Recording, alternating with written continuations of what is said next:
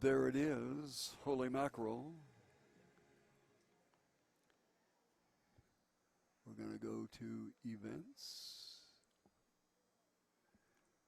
and on to edit. Good evening, ladies and gentlemen, and welcome to Kino Veterans Memorial Stadium, the pride of Pima County. Okay. Safety of those around you, we ask that you do not enter the playing field at any time or interfere with the ball while in play. We'd also like to remind you to stay alert at all times, keep your eye out for batted balls and for bats that may leave the playing field. Your assistance is greatly appreciated. Fans, we also remind you that inappropriate or abusive language is not tolerated at Kino Stadium. Saguaros baseball is about good sportsmanship in a family-friendly environment. Please take care in what you say. And fans would like to remind you that Kino Stadium is a non-smoking facility. Smoking is not permitted within the stadium at all. Okay, we're going to go to... Our start time, first pitch is set for 7:15 tonight at Kino. Okay.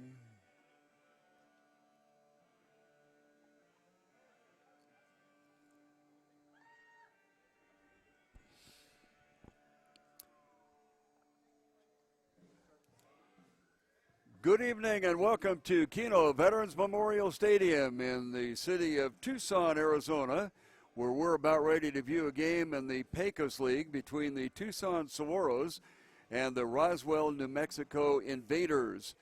The two teams are at the top of the Southern Division in the 10-team Pecos League that has a north and a south.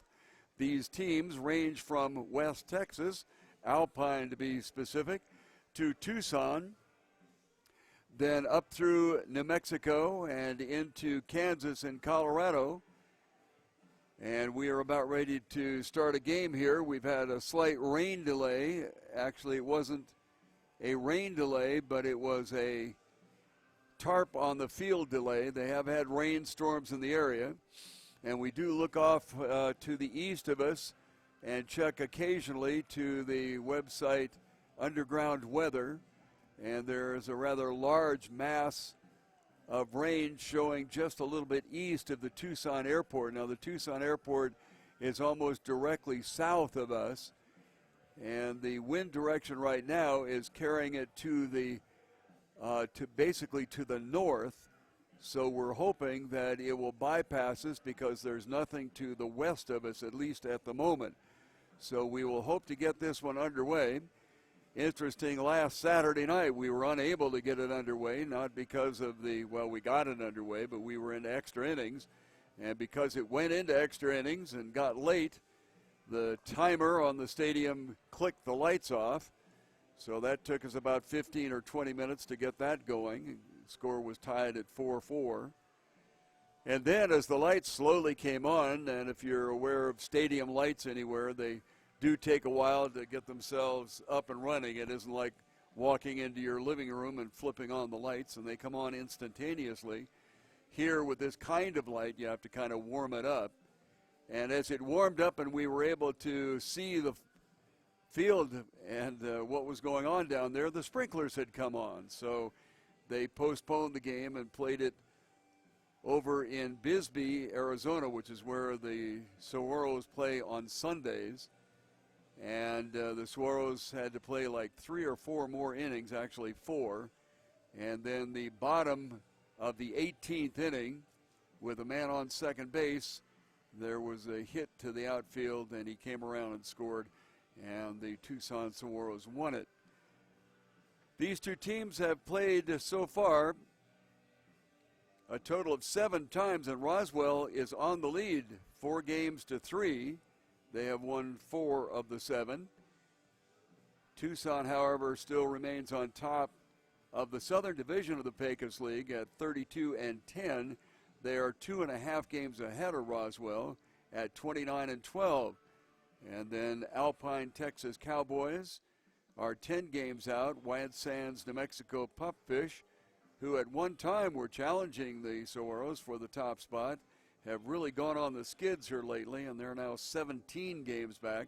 And the Santa Fe, New Mexico Fuego, 21 games back in the cellar of the South. Looking over at the north, they've had a little bit of a change there. The Trinidad, Colorado Triggers had a 3-game edge over Garden City. And now it has flipped itself around after 1 week of play. And Garden City has a 1-game edge over Trinidad. And then comes Salina, Kansas. They are 2.5 games back, and they are tied with Great Bend, Kansas. They call themselves the Boom. And then trailing in the north is the Topeka, Kansas Train Robbers, the team that played in Las Vegas last year. And they are 4 games out of the first place spot. On today's schedule, Great Bend at Garden City and Roswell here at Tucson, hoping to get the game in. Just checking the Wunder weather radar, and it looks like right now that the storm is bypassing us. It is to the east of the Tucson airport, which, as I mentioned, is almost directly south of our position here. So we will hope for the best. And the other game on the schedule is White Sands at Santa Fe. Well, first, in a heartbreaker, the University of Arizona lost 4-3 to Coastal Carolina in the College World Series final. The heartbreak is if the College World Series had challenges and replays, a third-inning play at the plate would have been reversed, and at least it should have been 4-4 after 9 innings. Our thoughts, however, are with catcher Salazar of Arizona. He needed to leave the game in late innings after being hit unintentionally in the back of the head when a batter swung and missed a pitch. Big arcing swing came down and hit Cesar right square in the back of the head, and they took him out of the game. Anyway, all of that aside, in general, congratulations are in order for a Wildcat team that was expected to be really near the bottom of the Pac-12 in league play. They came through the losers bracket in the first stages of the playoffs, ousted a nationally ranked Mississippi State team by overcoming a 5-1 deficit in the 8th inning of the second game, and then again came through the losers bracket to get to the national championship series, and unfortunately couldn't quite finish it off. They had plenty of scoring opportunities, unable to drive in runs with runners in scoring positions. They were 1 for 9 in the game today, and not much better in the game the day before yesterday. Yesterday got rained out, so that's why they were playing today. In the last 10 games, turning our attention to what we're going to be watching here, Tucson is 6-4, but can't seem to keep a lot of distance ahead of Roswell. Right now, the Saguaros have a 2.5-game lead, but the next 5 games are against the Invaders. There will be 3 here in Tucson, then that quick trip over to Bisbee, Arizona, then right back here on Monday, the 4th of July, for a very special game, children's playground, music, dollar hot dogs, half-price concessions, and a post-game fireworks show. So if you've not made your plans for the 4th of July, we'd love to see you out here at the ballpark. Checking the starting lineups for the Roswell, New Mexico Invaders. Rene Morita will lead it off and play left field. He is batting .361. Roche Woodard will be the right fielder in the third position, and the league leader in batting average, Cody Bishop, batting .442, will be playing center. Cleanup spot will be Keoyu Gasper. He plays first base. Bobby Webb will be the third baseman. In the sixth spot, number 7, Cody Kaufman.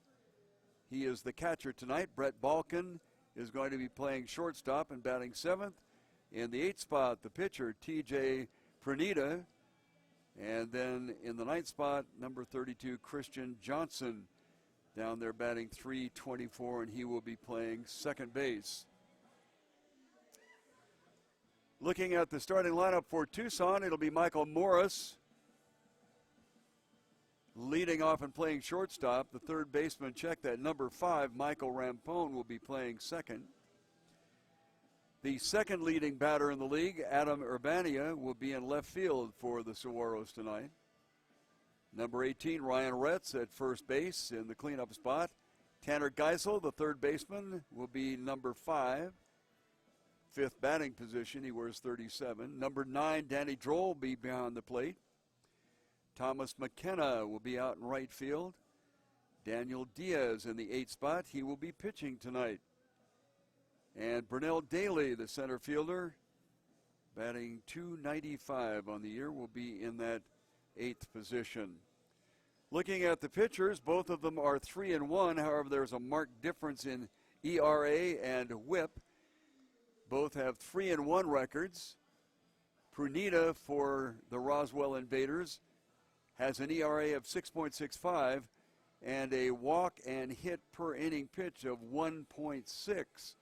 While on the other side, Daniel Diaz is also 3-1, but his ERA is almost one full run less at 5.53, and he has a WHIP that is hits and walks per inning pitched of just 1, while Prudita has a 1.6 at that department.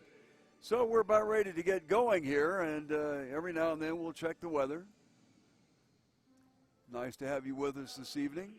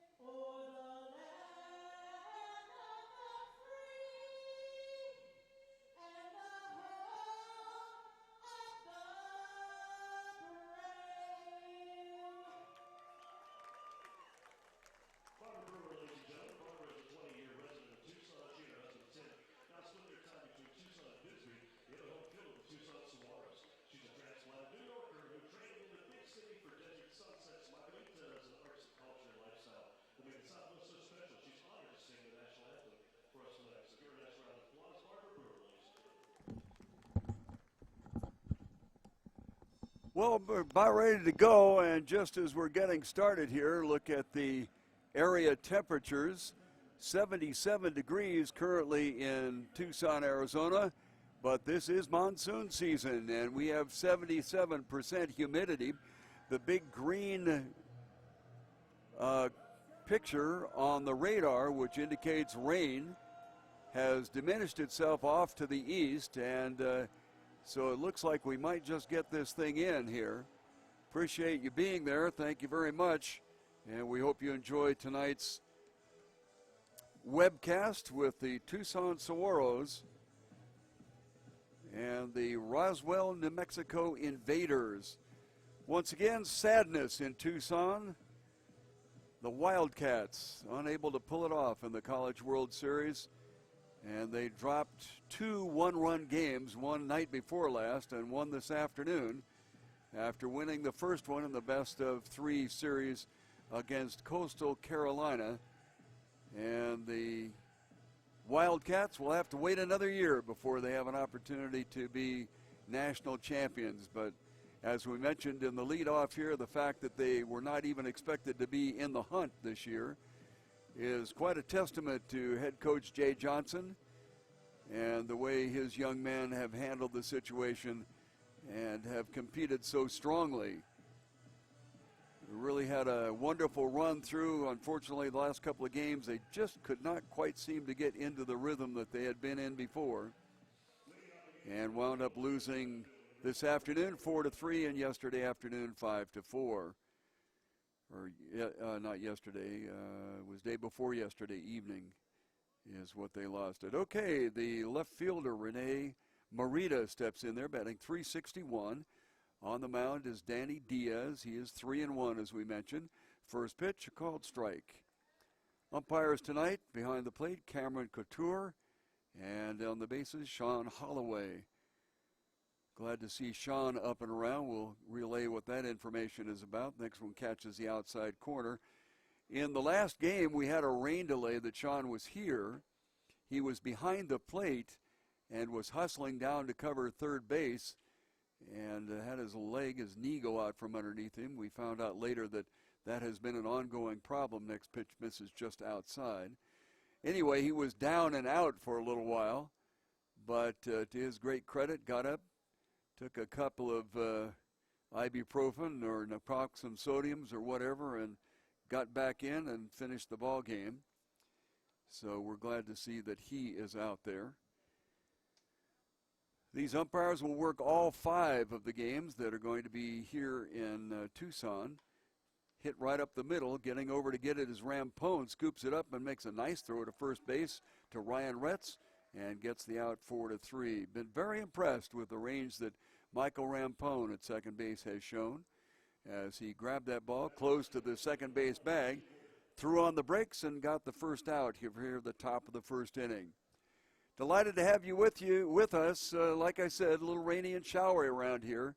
If you're not from this area, the explanation is that this is the monsoon period of time. That's what they call it around here.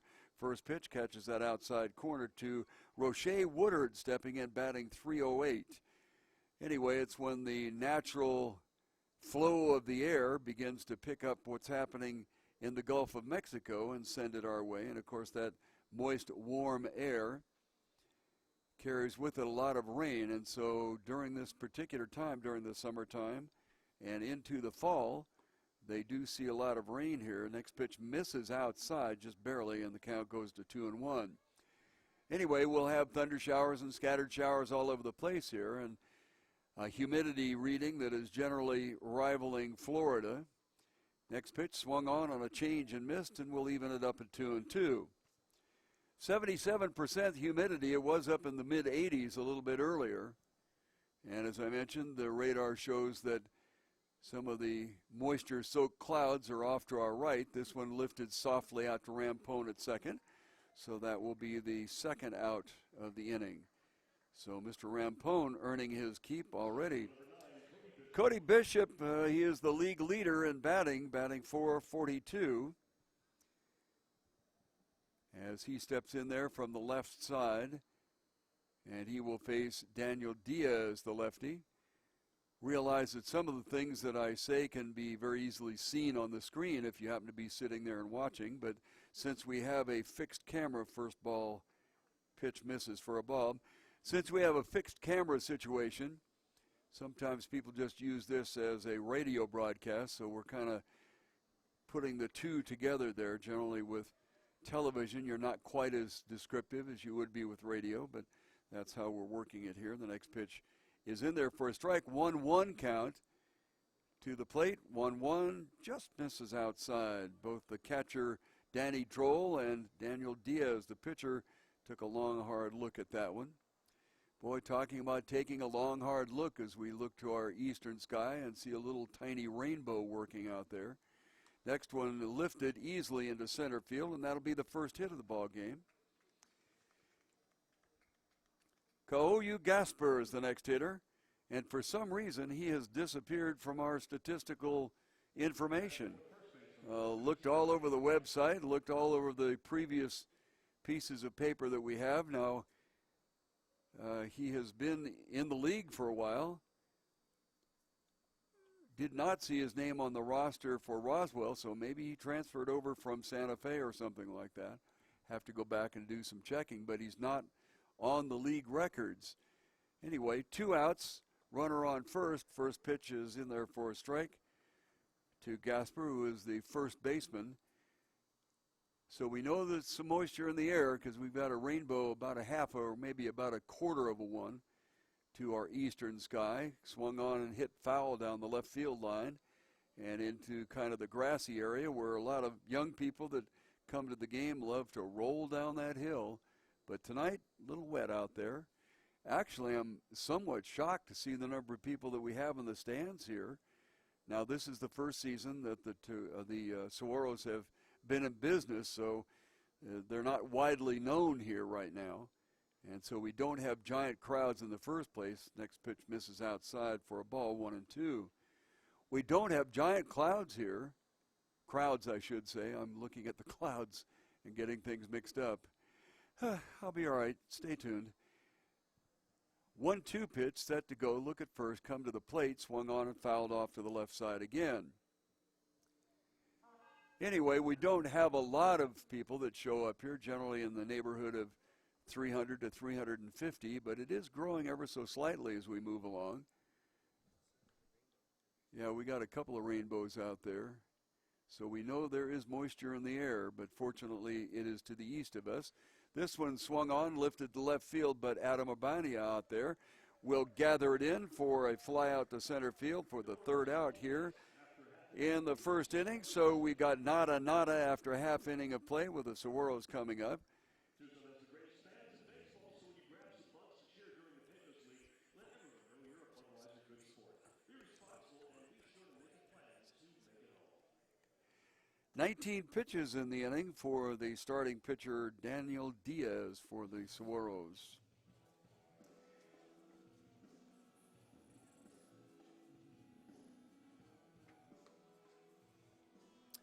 Hey, I'd like to invite you down for the 4th of July extravaganza. I'll get it out in a second, extravaganza. Why don't they say just a really fun time? Anyway, set to happen at Kino Stadium this year. Admission will just be $4 for the game, but you get a whole lot more. Hot dogs will be just $1. All the concessions will be half priced. On top of that, there will be a kids' playland, music, and, of course, fireworks after the game. So make your plans now to join us at Kino Veterans Memorial Stadium for Tucson Saguaros baseball and much, much more. Two teams that will be playing will be the, what do you call that color, chartreuse? Anyway, the chartreuse-clad Roswell, New Mexico Invaders will be here on Monday, and it'll be the 5th and final game of the series that they're playing together. So a couple of left-handers going. As I mentioned, for Roswell, TJ Pernita. Pernita is 3-1, as was Daniel and is Daniel Diaz.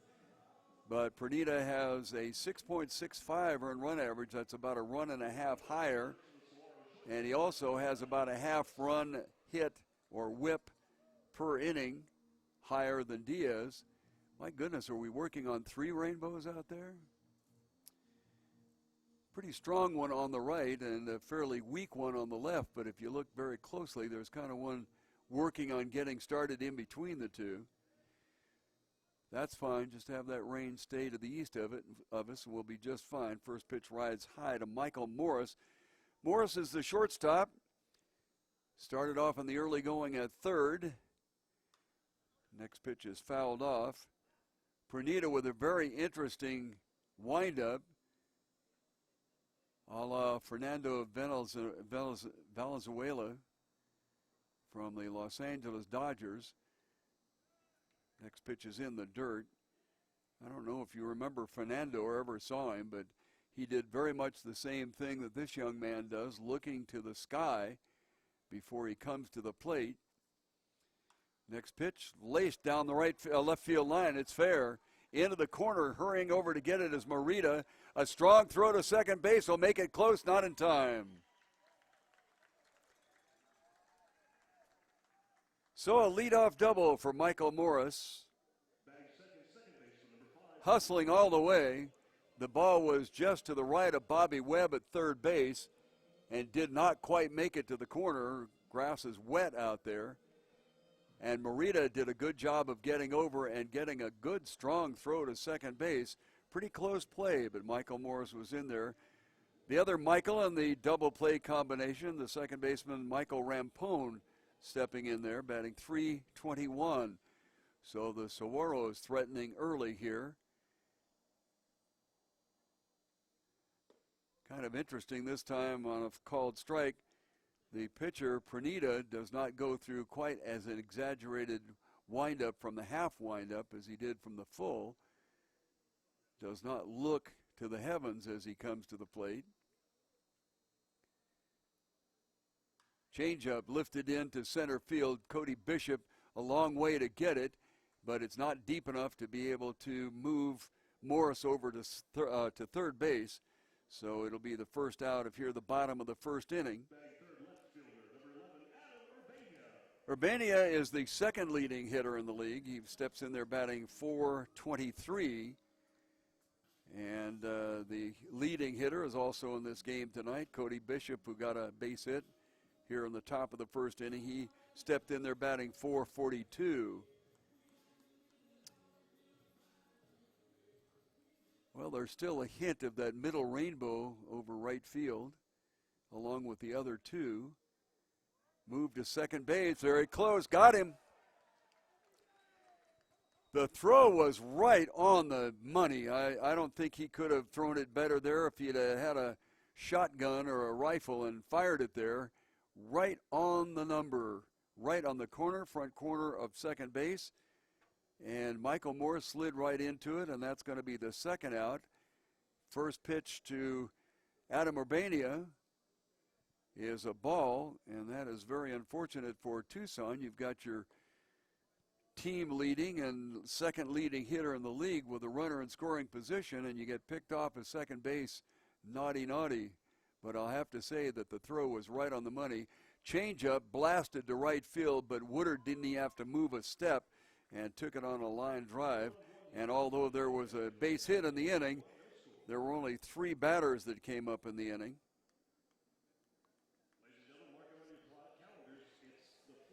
9 pitches in the inning. So after 1 full inning of play, it is 0-0 going to the top of the second.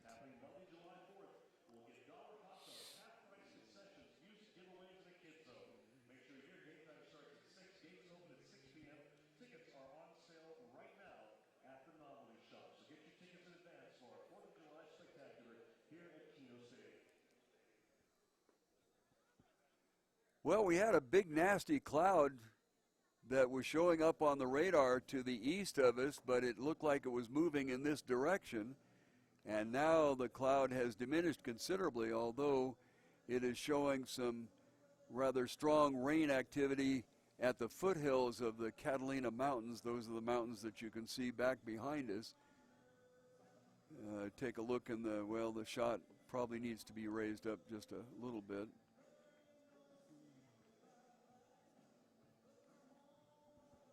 Just a second. Let me take a look here.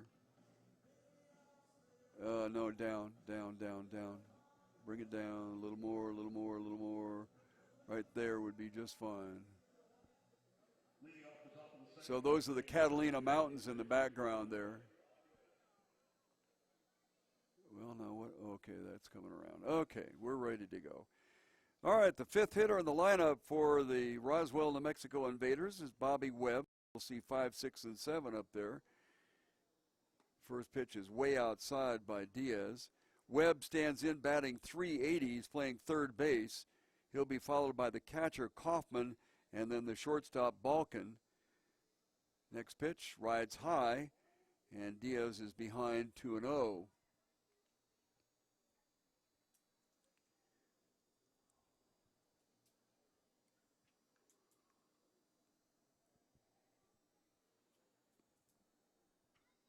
Pitch on the way, slapped hard past Geisel at third base and into left field for a base hit. So that's the second base runner for the Roswell, New Mexico Invaders. And it is the first batter here in the top of the second inning. We're tied 0-0. Cody Kaufman, the catcher, batting .389 as Bobby Webb hit it sharply and got it past Tyler Geisel. Geisel has a tendency to play very deep at third base. That gives him an opportunity to get a glove on something like that, but the ball was shot right past him. First pitch, called strike. Infield of Geisel at third base, Morris at shortstop, Michael Rampone at second, and Ryan Retz at first base. 0-1 pitch. Swung on and hit right back up through the middle. Pitcher to short, and Morris is offline, getting it to first base. So they'll get the runner at second base from 1 to 6, but a fielder's choice will put Cody Kaufman on first base with 1 out. Brett Balkin is the hitter. He's the shortstop tonight. He's batting .301 as he stands in there. Light's beginning to take over here a little bit earlier than normal because of the dark skies that we have around. And some of the clouds that are floating around out there beginning to pick up some color as we see sunset colors way off in the northwest, as they've obviously gotten a head start on us here in Tucson. From the half windup is Diaz. A look at first and to the plate. Strike one.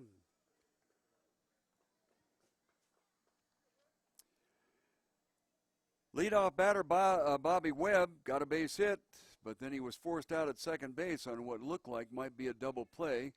I don't know whether it got wet as it went along the grass because Michael Morris normally is not that far offline with a throw. This one hit right out to Rampone, to Morris, to first base, and they do get the double play on that one. 4-6-3.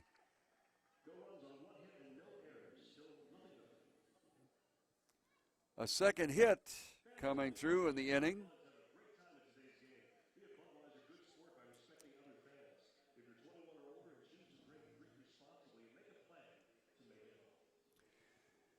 7 pitches in the inning for Daniel Diaz. He has a total of 26. He's given up a couple of hits so far. So we will move along to the bottom of the second inning after 1.5. Still no score.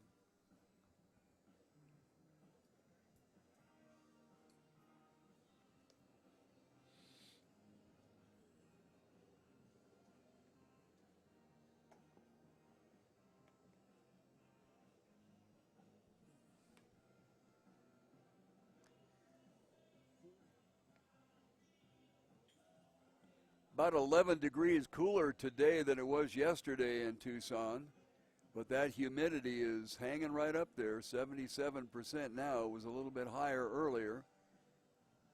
Doesn't say whether the barometer is going up or down, but it does say that we'll have pretty much the same forecast tomorrow as we did today.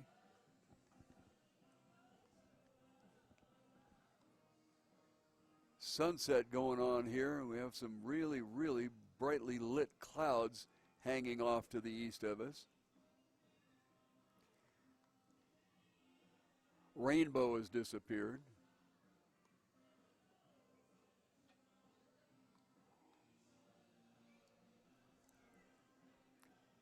4, 5, and 6 will be the batters for the Tucson Saguaros. Ryan Retz in the 4th spot. Tanner Geisel and Danny Droll will be coming up.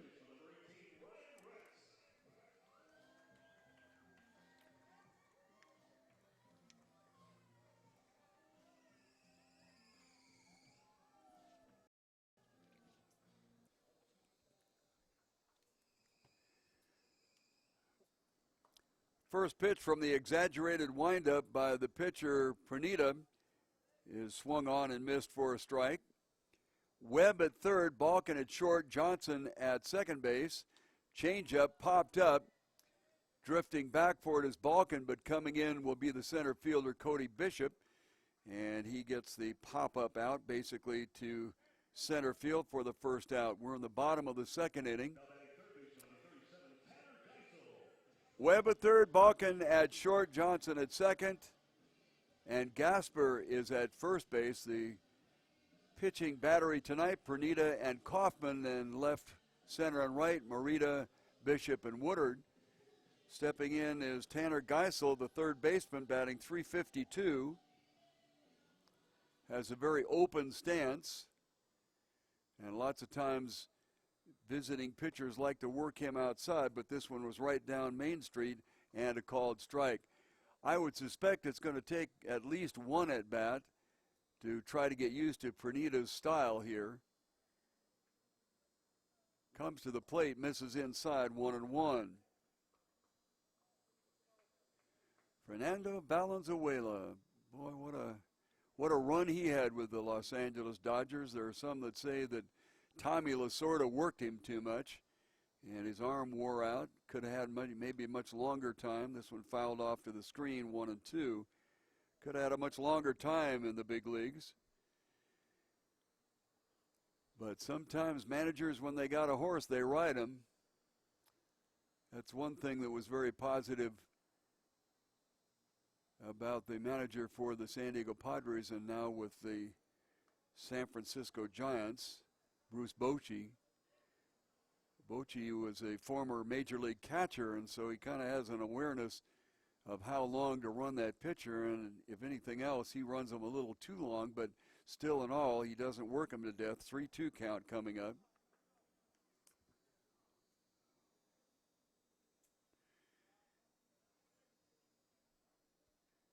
Here at the Kino Veterans Memorial Stadium, we don't know how many we're a proud papa of, but misses outside, ball 4. In the walkway that comes underneath the tunnel that goes out to the field, there's a bird that has built a nest up there. And as we walked through today, we heard little chirps, so we got baby birds down there. You might see Mama flying through the picture here every now and then. She sits up on the guy wires for the backstop, and then she'll take a nosedive down into that tunnel. It looks like she's going to crash and burn, but she knows better. She gets down in there and gets into her little tunnel. Danny Droll is the hitter. Swung on and fouled off to the right side and in the stands. Got to watch it there, folks, because that ball will bounce on something and come back and get you in the back of the head. Speaking of that, Cesar, the catcher for the Arizona Wildcats in today's game, I hope he's okay. Boy, he got clocked. Next one is fouled off. Did not get hit by a pitch, but was catching. And the hitter took a big arcing swing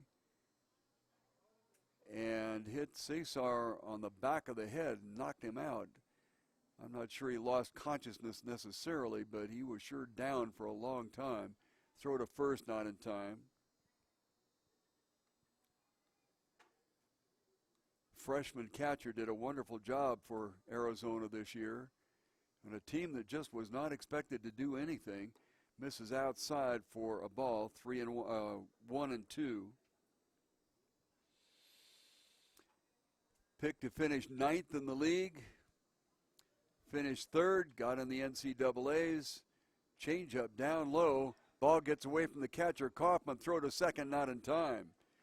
So a heads up, Tanner Geisel on the wild pitch that really did not get that far away from from the catcher Kaufman, with Droll at bat, scooted down to second base. And so with a 2-2 count here, we have a runner in scoring position once again. Unfortunately, in the first inning, the Saguaros were unable to capture that run out there. The next one is fouled off, and we'll stay at 2-2.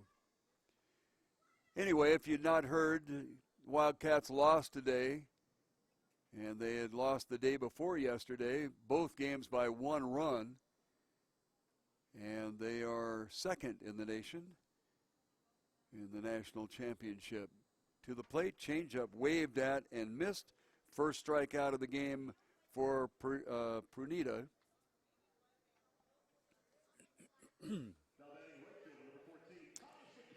Mr. McKenna, the right fielder, stepping in there, batting .272. He has shown flashes from time to time, but can't seem to push that batting average much higher than what he's got right now. He's been pretty much at that .260, .270 mark most of the season. Does a nice job in right field defensively, however. Pitch changeup, which seems to be a favored pitch of Pruneda, swung on and missed, 0-1. Couple of outs now. So the Saguaros in danger of squandering 2 runners in scoring position. They had one out there in the first inning. However, he got picked off on just a fantastic throw by the pitcher Pruneda as he whirled around and put it right on the money. I mean, I don't think he could have drawn that up better if he'd have had a protractor to do it. 1-1 the count. 1-1, 2 outs, first base open, runner in scoring position. Change up once again down low. We don't have a gun on the pitches, but I've got to say the darn thing must be in the low 70s, maybe even in the upper 60s. And the Saguaro batters have not been able to adjust as yet to the plate. Swung on and fouled off back into the stands.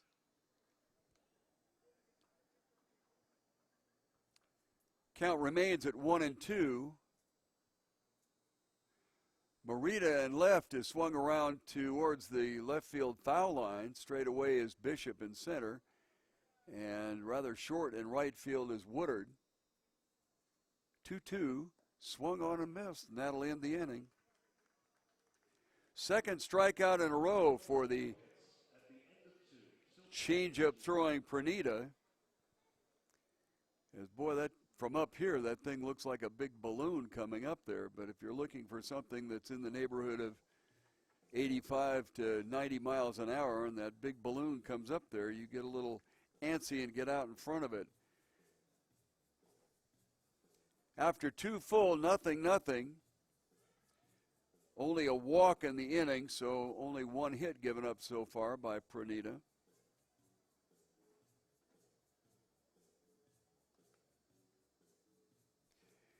"19 pitches in the inning gets him up to 28. And off we go to the top of the 3rd inning. Take a look at our weather radar to see how we're doing there. Well, there's still that line of showers reaching in the eastern part of the city and up to the foothills of the Catalina Mountains, that range that you can see behind center field. And even though the wind is blowing ever so slightly in a northerly direction, the showers seem to be staying to the east of us. So that'll work. Humidity remaining in the upper 70s. Nada on our way to the 3rd inning, top of the 3rd. We'll see the bottom of the order, the pitcher, Pruneda, Christian Johnson, then to the top of the order, Rene Morita. So Daniel Diaz coming out there to work his 3rd inning. So far given up a couple of hits. Got a double play to get himself out of the bottom of the second, or top of the 2nd inning. So TJ Pruneda Swinging from the left side, the left-handed pitcher. Steps in batting 105. Diaz misses inside.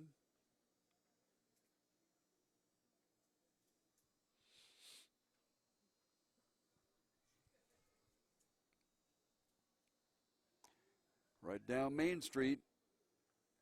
1 ball, 1 strike. Still a slight amount of color in the western sky, actually northwest from what we see because we look northeast basically. Misses inside. 2-1.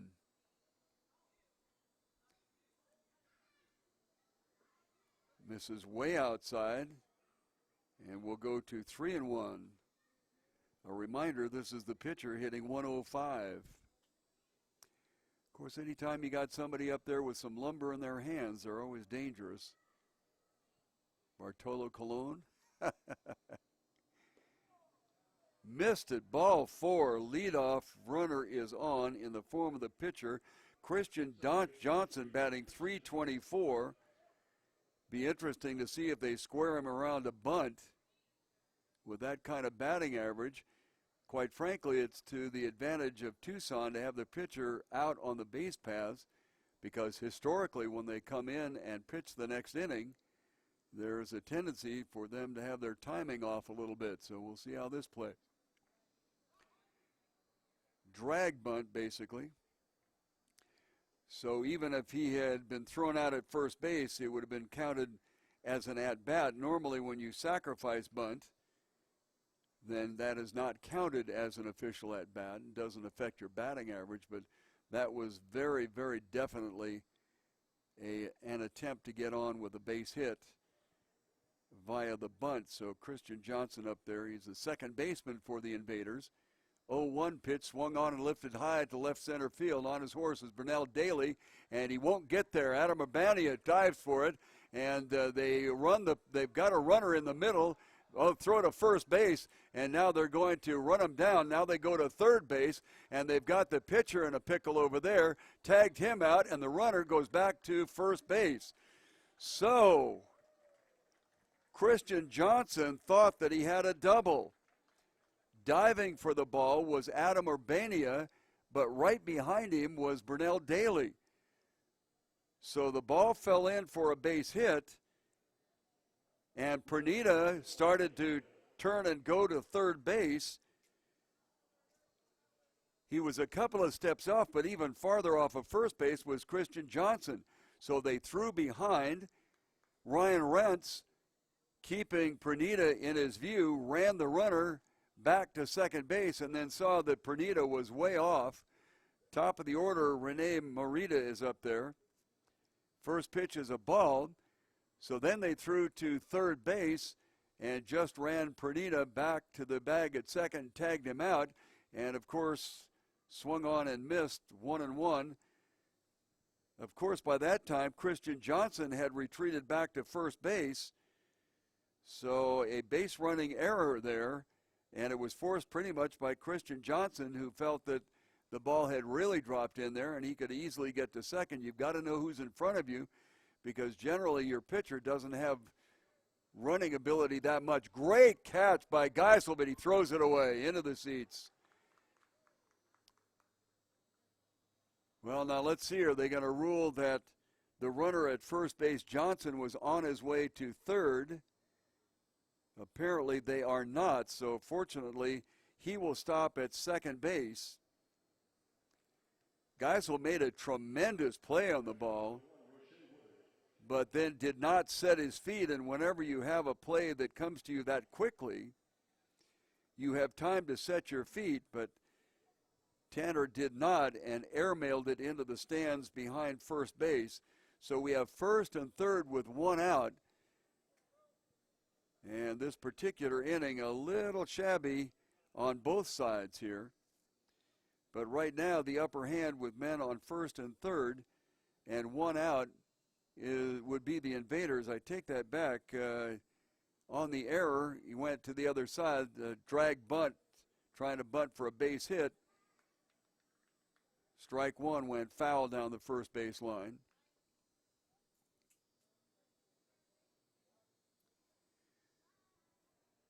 So on the error by Geisel when he overthrew first base, that sends Morita around to second. So first base is open. We've got runners at second and third and one out here in the top of the third inning. Pitch swung on and base hit to center field. Burnell Daly over to pick it up. His play will go to second base as 2 runs will score.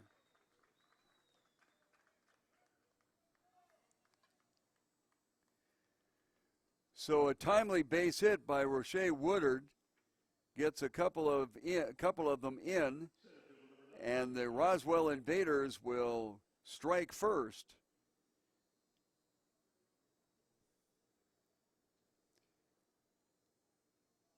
And right away, Tucson is down 2-0. In the 7-game series so far, Roswell has won 4 of them. As we'll see, Cody Bishop, this is not the person you want to see up there. Bishop is the league leading hitter at .442, and he got a base hit in the first inning, but got no farther than first. Right now, Woodard is at first, and Cody Bishop with a 1-ball count is up at the plate. Bishop is the center fielder. Changeup misses inside, got it a little bit high as well. Certainly don't want to throw that changeup up in anybody's eyes, that's for sure. Bishop from the left side, the left-hander Daniel Diaz, couple of runs in. This one reached outside to save an at-bat and poked to the screen.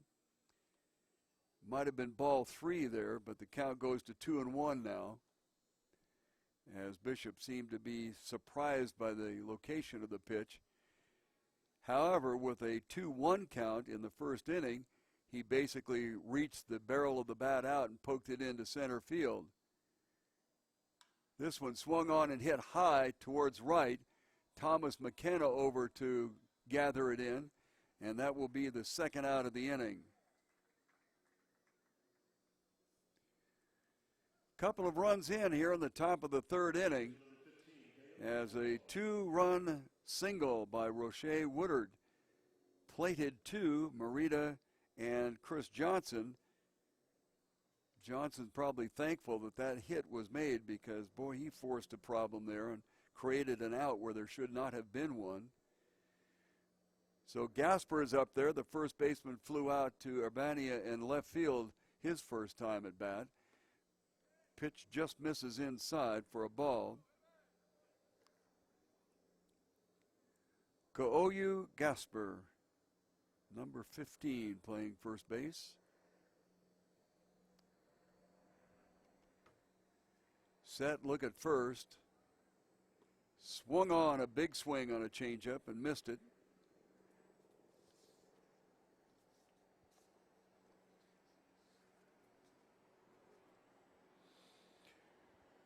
Roche has stolen 11, has not been caught once. However, there's a left-handed pitcher out there, Diaz.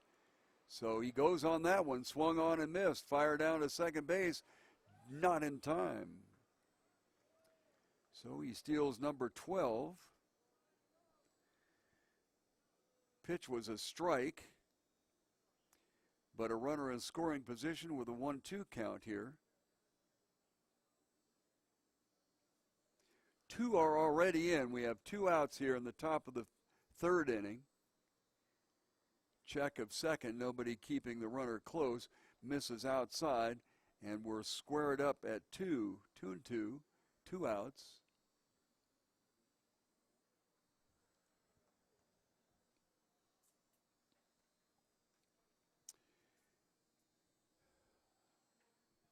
Check and see if those runs are earned or unearned. Foul laced down the first left field side. Coach over there didn't flinch, but boy, that ball went past him pretty quick. On deck hitter is Bobby Webb. He garnered the second hit of the game back in the second inning. Sat look at second, comes to the plate, misses outside once again, and will fill it up 3-2. a walk in this particular situation isn't really going to hurt that much. You just put a force at each of the infield bases. 3-2, 2 outs, top of the third. Couple of counters in for the Roswell, New Mexico Invaders. They're 2.5 games behind the Saguaros, as the two teams will be playing 5 consecutive games. First one tonight. Now a discussion between Cameron Couture, the home plate umpire, and Sean Holloway on the bases. Not exactly sure what that's about. Might have been the count, making sure that it was in fact 3-2. That's what we had up here. Of course, we never make mistakes, so 3-2, left-hander against left-hander. First base opener, runner in scoring position and 2 in here in the top of the third. Pitch swung on and fouled into the screen, and we'll do it again. 8th pitch of the at-bat coming up. Diaz had 19 pitches in the first inning, but only 7 in the second inning. And here he is up near the 20 mark, if not higher.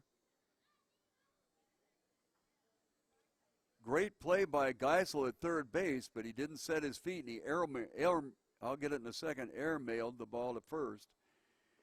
Put runners on second and third, pitch a walk, and that'll put a first and second situation, but a force out at any of the infield bases. Bobby Webb steps in, batting .380 as he started the game, but that's going to be up a little bit. He got a base hit in the second inning. Didn't get any farther than first base. Was the front in out of what looked like a double play. But unfortunately, because of the wet grass, I'm almost certain Michael Morris skidded that ball high to first base, and the runner was safe. Outside corner, called strike to Bobby Webb. Webb playing third tonight. Might hear an ambulance or two every now and then. We hate that because there's a hospital right behind us here, and that just means that somebody's day has gotten messed up. Floats high for a ball, 1-1.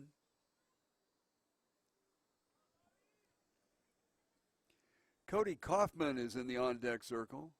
He is the catcher. So Webb up there, 1-1. Wind blowing a little bit stronger now at the left field. Pitch is high as Daniel Diaz seems to be having a little trouble locating the plate here in the third inning. He's given up 2 walks. There's been an error and a base hit. Actually, 2 base hits. And that gives 2 runs to the Invaders from Roswell, New Mexico. Belted hard, left field, into the corner. Out of here. Just beyond the 340 sign. A 3-run home run, so that'll make it 6, make it 5. Pretty much a no-doubter on a line drive. It got out of here in one quick hurry. So 3 RBI as the third baseman, Bobby Webb, pumps it right out of here.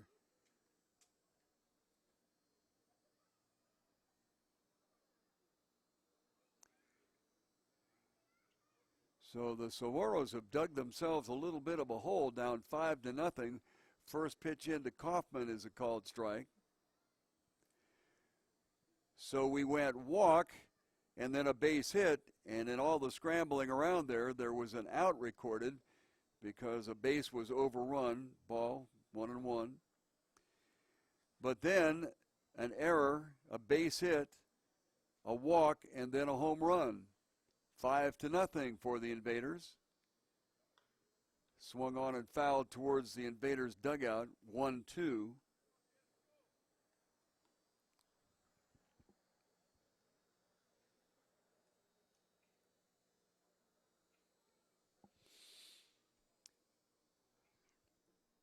Left-hander against left-hander, bases empty, 2 outs. The ball down low, count evens at 2-2. No activity in the Saguaros bullpen. Although a little bit earlier we saw somebody down there throwing. I suspect it was because he was swung on, strikeout. I suspect it was because he was just pitching in between starts. So 5 runs for the Invaders.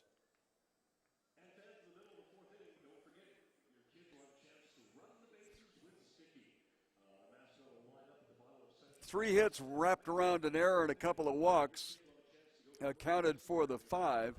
So after 2.5, it's Roswell 5 and Tucson nothing.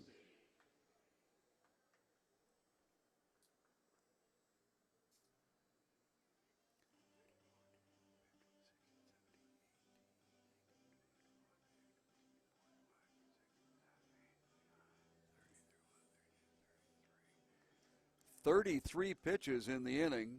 That's more than he had combined in the first 2 innings. 59 pitches through 3 innings. Not particularly strong. We'll go to the bottom of the order for Tucson. It'll be Daniel Diaz, the pitcher. And he is out on deck swinging the bat. He does have a .333 batting average, so he can handle the lumber a little bit. Burnell Daly, the center fielder, will be up. And then we go to the top of the inning, or top of the lineup, rather, and that'll be Michael Morris. Morris led things off in the game with a double and then got erased at second base on just an outstanding throw from the pitcher, Pernita. He put that thing right on the spot that it needed to be, on the third base side of the second base bag, right where a runner would be sliding in. And Michael Morris slid into it and was gone. Leading off the bottom of the third, starting pitcher number 17, Daniel Diaz.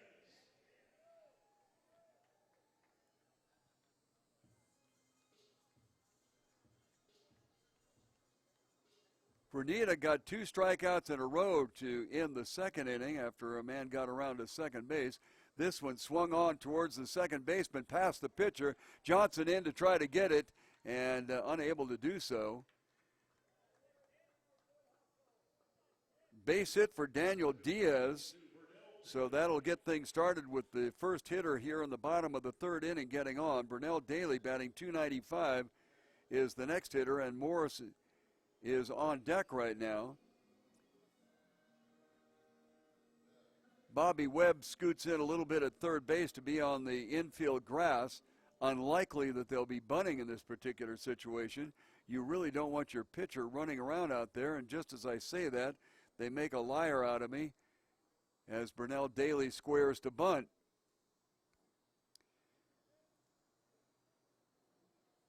So Coach Droughty is working on stuff early here. This one hit into left center field over the outstretched arm of the shortstop Balkin, and all the way around to third base will go the pitcher Diaz.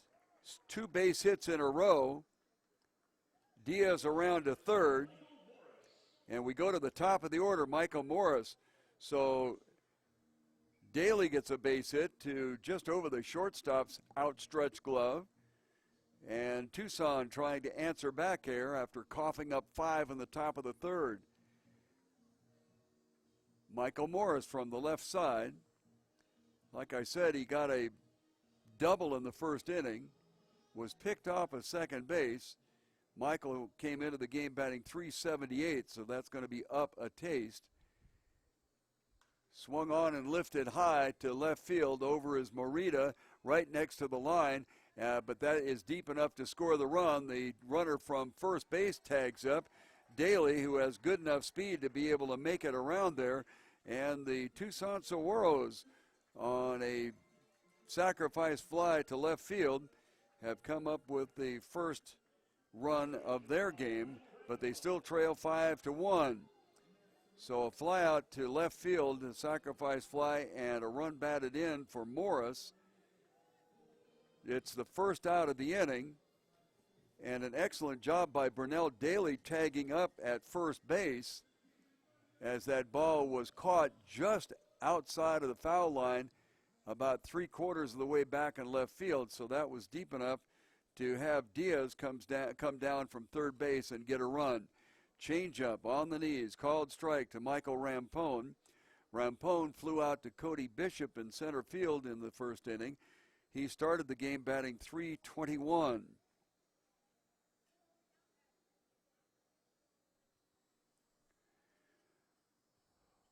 Oh, 1 pitch, an elongated look back at second base, wrapped into left field, fair ball, and that will score Daly from second base, and it will send Rampone hustling to second, and they have trouble digging it out of the corner in left field, but Rampone chooses to stay at second base.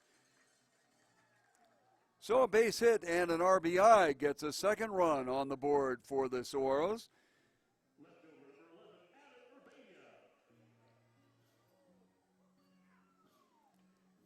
So 8-9-1 do the job right now, and then the second hitter in the slot, Rampone, delivers a run-scoring single, and that will bring up the league's second leading hitter, Adam Urbania, who lined out to Woodard in right field in the first inning, and quite frankly, Woodard could have caught that sitting in an easy chair out there. He didn't have to move a muscle. It was right at him. Changeup high, fouled off to the left side.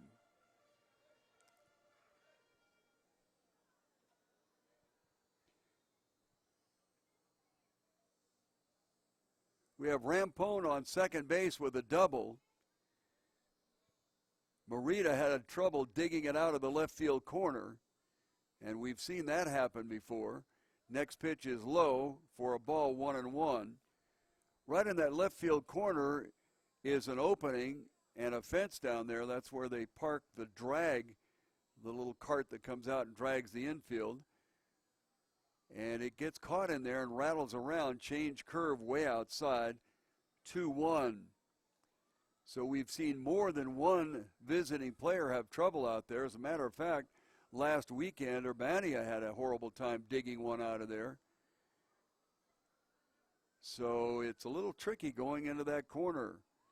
2-1 pitch, swung on, fouled off to the left side. 2-2. We've got 2 runs in here in the bottom of the third inning. 1 out on a sacrifice RBI fly by Michael Morris.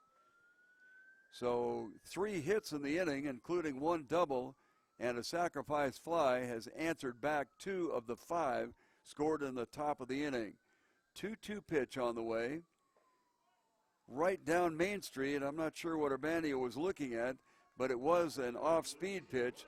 So it is a strikeout for the second out of the inning, and Ryan Retz will come in there. He basically popped one out to center field. Doggone it, another ambulance going to the hospital. That stinks. Keep positive thoughts for whoever is in the back of that one. Changeup swung on, fouled at the plate for strike 1. Mentioned earlier about Cesar Salazar from the Arizona Wildcats. They lost in that championship game in the College World Series, but Cesar got conked on the head by a big arcing swing by one of the hitters for Coastal Carolina and had to be taken out of the game. Swung on and fouled back over the screen, and it's 0-2.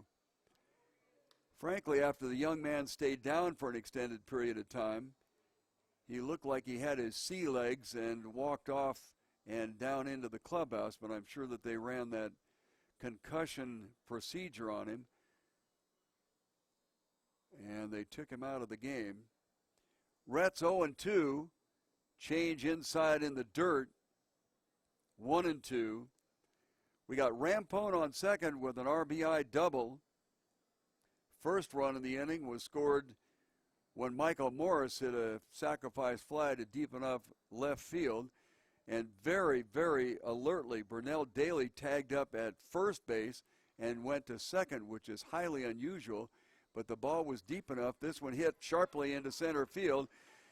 Here comes Rampone. Here comes the throw to the plate. It's going to be cut off. And the Saguaros have scored a third one here in the inning.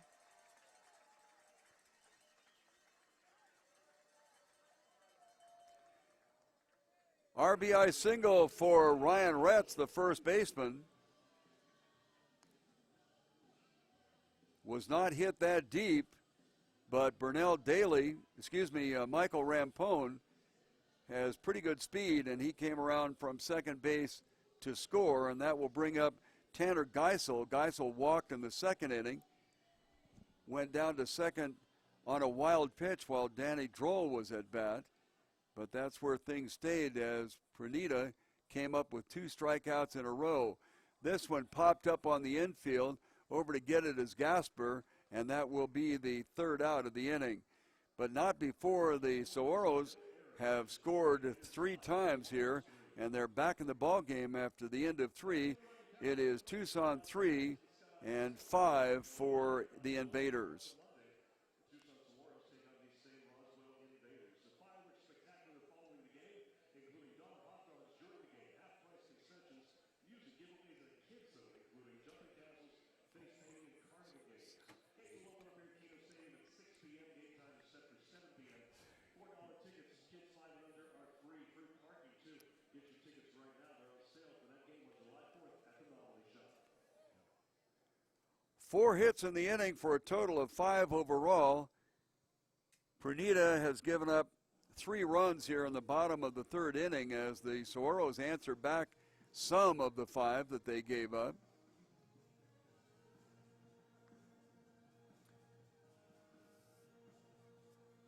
There's the little scooter out there that we were talking about that goes down that tunnel in the left field corner. And at the time, gave the left fielder Morita a horrible time in trying to dig that thing out of there. And that enabled the double to get into second base on the legs of Michael Rampone. So an RBI for Rampone, an RBI for Retz, and an RBI for Michael Morris accounted for the 3 of them that inning. So a semi-new game as the Saguaros are down by 2.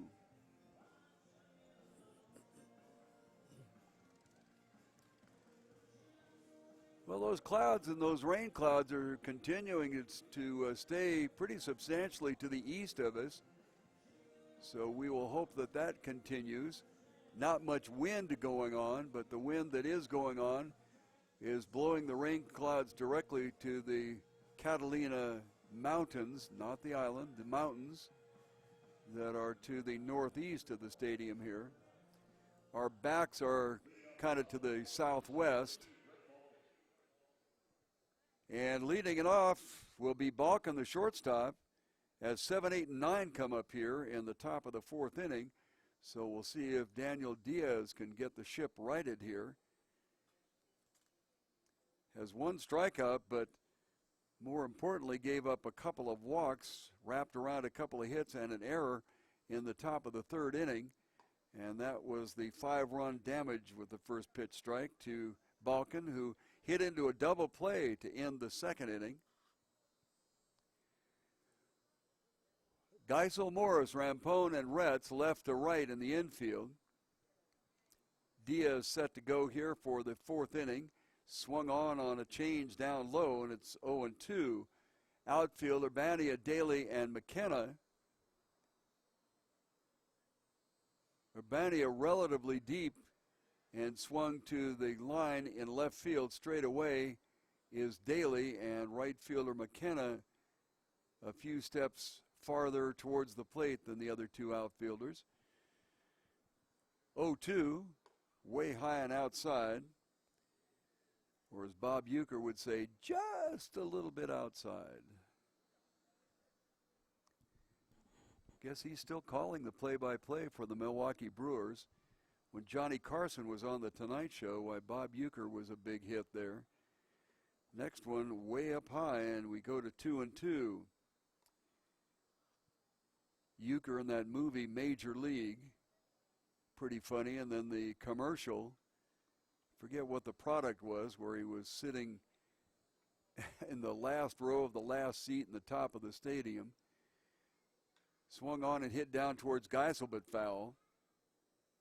So we'll come back and do 2-2 again. And as they had a tight shot on Bob, he was saying, right in the front row. And then as you pulled back, you saw that he was way, way, way up there. 2-2 count on the leadoff hitter for Roswell here in the top of the fourth inning. He's the seventh hitter in the lineup, plays shortstop. Kill pitch, got him on the knees. Called strike, got a groan out of the Invaders dugout.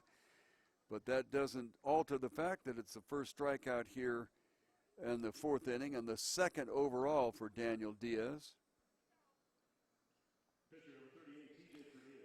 Diaz has surrendered 5 hits, but unfortunately 2 of those 5 were wrapped around 2 walks and an error in the third inning, and 5 came across the plate. First pitch to the pitcher, Pernita, is a called strike.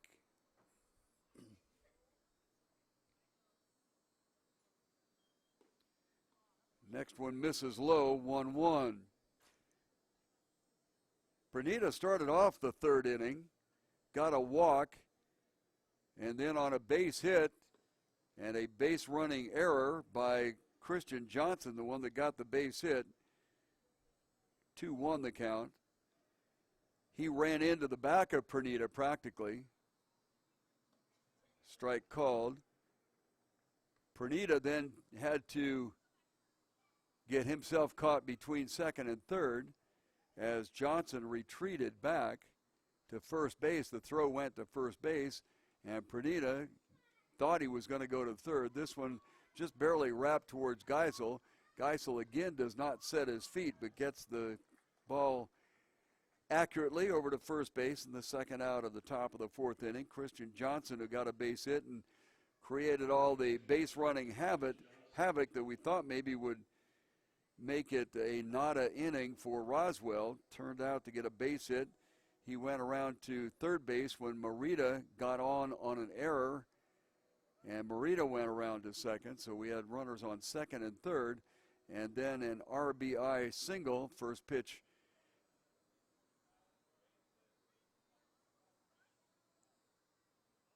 is a ball, thank you. Swung on a changeup, way out ahead of it, 1-1. Anyway, that gave Woodard an opportunity to get a base hit and get 2 in, and then it kind of went downhill from there as the Invaders plated 5 in the third inning, and they're currently enjoying a 5-3 lead. Outside corner swung on and missed, 1-2. Couple of outs here in the top of the fourth inning. Nobody on. Wind is blowing relatively strong from the right field corner to the left field corner now. Swung on and hit high towards left field. Urbania is over and has it for the third and final out of the fourth inning for the Invaders.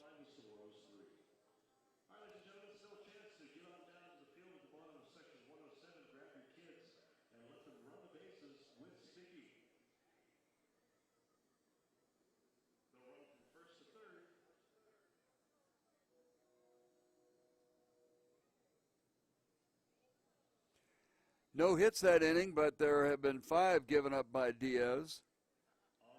3 up, 3 down.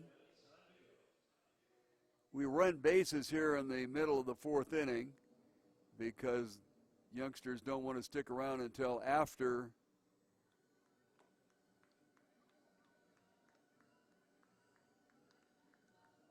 don't play a game on Sunday, as Chris gets around and goes first to third, top there. Don't have any little peanuts out there tonight. Sometimes we have them look clearly to be under 2 years of age, but this time don't appear to have that. 15 pitches that inning for Pernita, or for Diaz rather, and that brings his total up to 74. Entering here the bottom of the fourth inning with Roswell up 5-3. We'll see 6, 7, and 8. Danny Droll, Thomas McKenna, and Daniel Diaz. Diaz struck out in the second. Droll struck out in the second inning. Appears that I washed my mouth tonight and can't do a thing with it. Fourth inning. Droll, the catcher, the leadoff hitter, struck out on a 2-2 count. First pitch he sees is high.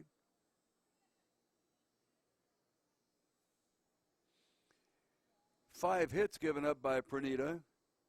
Swung on and lifted towards right field, just in a perfect spot in front of the right fielder and over the second baseman's head. So the leadoff hitter is on for the Saguaros, and that'll bring up Thomas McKenna. McKenna was a second in a row strikeout victim in the second inning. Since that time, Pernita has added one more, so he has 3 overall. Bobby Webb at third base is on the infield grass looking for a possible bunt. Balkin at short and Johnson at second squeezed in looking for a double play. Off-speed pitch misses outside for ball 1. Pernita goes to that pitch, that changeup, frequently, has thrown it on all counts. To the plate, swung on and hit towards the shortstop Balkin. It's going to be probably too slow for a double play, and that's exactly right. The out goes to second base 6-4 for the first out of the inning, but it was hit way too slow to be able to turn that double play. So McKenna is going to be on first base on a fielder's choice, and the pitcher Daniel Diaz, who got a base hit and came around to score as the leadoff batter in the third inning, now up there in the fourth. From the left side against the left-handed pitching Pernita, right fielder Woodard is in very, very shallow in right field. Pitch on the knees for a called strike.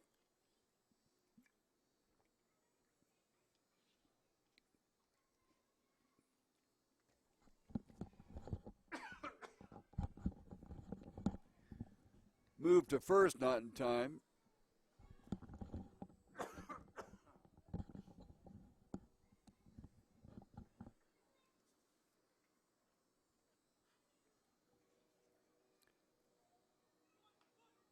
Bunt down the third base line, a good one. He's going to beat it out. Boy, Diaz handles that bat real well. Moving over to second is going to be McKenna.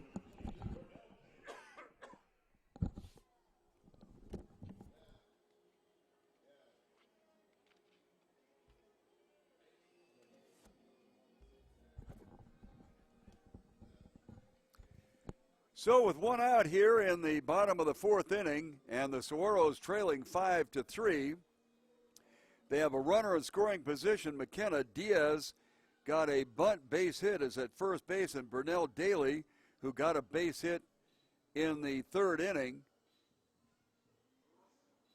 As the Invaders send a couple of players down to the bullpen in right field, pitcher and a catcher. There is a place for the bullpen to sit out there, but some teams choose to leave their relief pitchers and catchers on the bench until there's an actual need for them.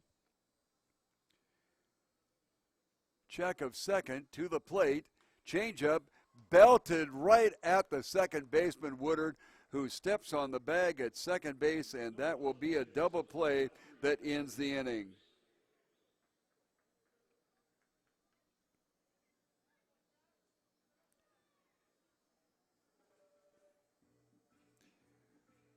So a threat is averted there. And after 4 full innings of play, it is the Roswell Invaders 5 and the Tucson Saguaros 3. Only 6 pitches in that inning without regard to the fact that there were 2 hits. So 6 hits brings the total up to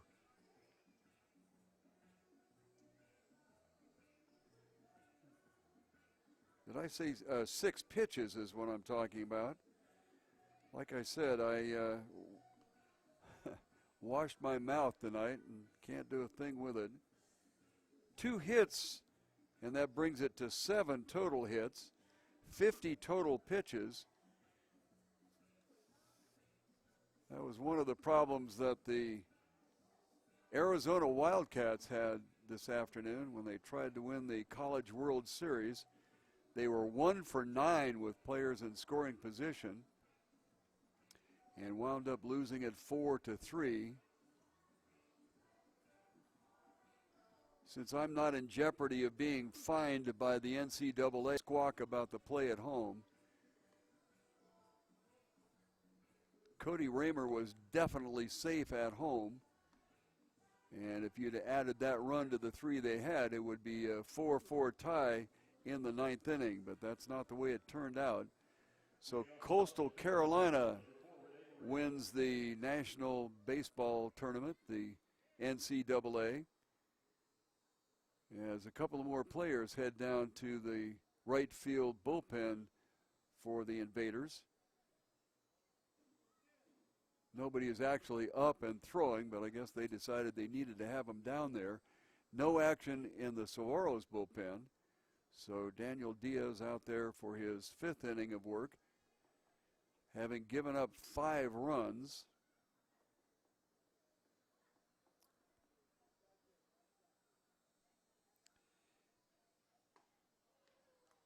Swinging strike. This is Morita, top of the order. He'll be followed by Woodard and Bishop. Morita was the one that got on the error in the 3rd inning that kind of opened the floodgates there, because the next batter, Woodard, got a base hit.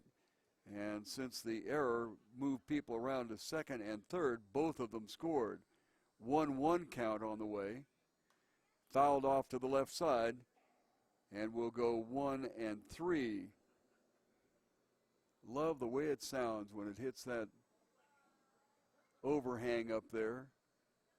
It's an aluminum overhang, and it sounds like a dinner gong when it hits it. Outside and low, 2-2.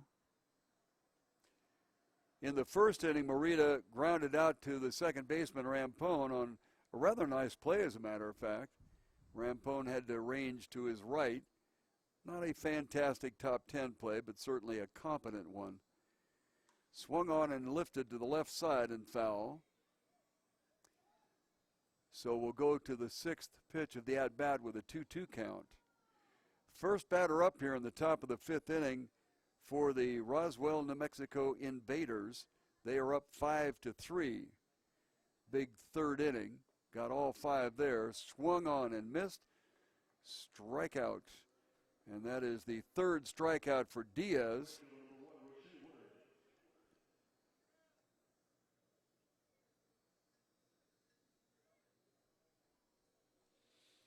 All of those strikeouts coming in the last 2 innings.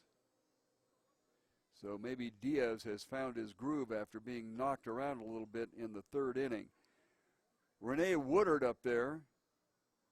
Woodard, as I mentioned, got that RBI single, actually a 2-run single, in the 3rd inning as he tries to drag for a base hit. I would imagine that many of the batters looking down at 3rd base and seeing how deep Tanner Geisel chooses to play kind of salivate when they figure they can drop one down and get an easy base hit.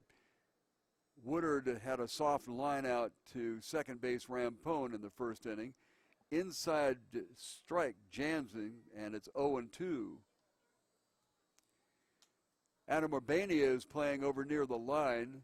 In left field, straight away is Burnell Daly, and pretty much straight away in right is McKenna. Misses outside, 1-2.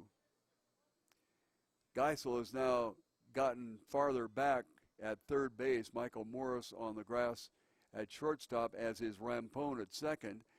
Off-speed pitch swung way ahead, and the 2nd strikeout in a row here. Diaz struck out the leadoff hitter in the 4th inning and went 1-2-3 there. And now he has struck out 2 more. He has made 4 strikeouts in the last 6 hitters. So maybe Daniel has found the groove. Misses inside to Cody Bishop. Bishop a base hit in the 1st inning and then flew out to McKenna in right field in the 3rd. Changeup, misses it. And we'll go 1-1 here with a couple of outs in the top of the fifth, with the Invaders on top 5-3.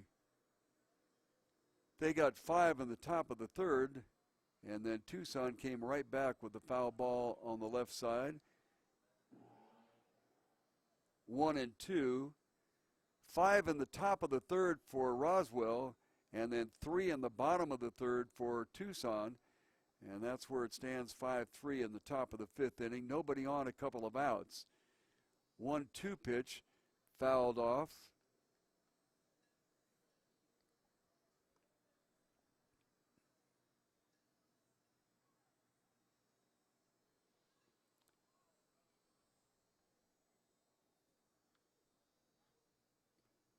Diaz set for 1-2. Changeup lifted high and foul into the stands. So on the sixth pitch of this at bat, we'll go to the 16th pitch of the inning.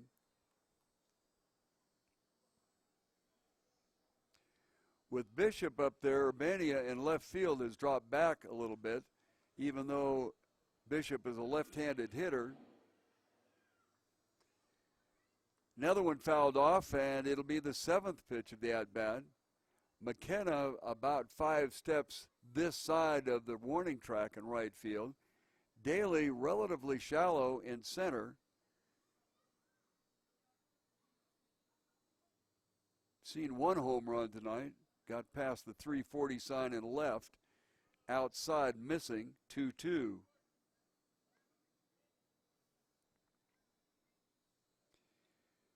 Probably the ball hit the left was maybe 350 feet because it was in that vicinity, 340 down the foul line, but it was up the hill just a little bit. Down low, and we'll go 3-2. 9th pitch of the at-bat. Careful with Cody Bishop, league leading hitter, came in here batting .442. 1 for 2 will kick that batting average up just ever so slightly.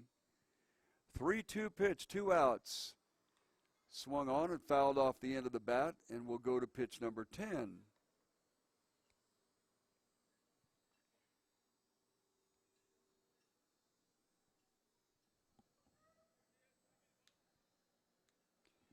Temperature dropped down to 77 degrees at 77% humidity. Fouled off on the left side. Number 11 will be coming up. No rain clouds, although there is a little spot of a rain cloud around the Tucson airport, which is south of us here. And that's the direction north that things are going, so hopefully we don't have a little spillover. Swung on and missed on the 11th pitch of the at-bat. 3 consecutive strikeouts for Daniel Diaz, and he racks up his 5th on the ball game here.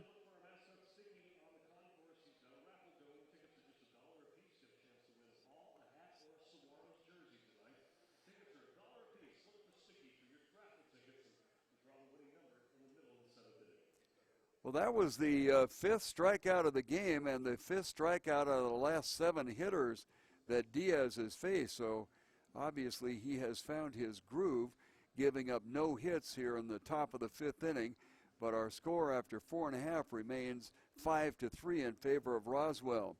No hits in that inning, 5 overall.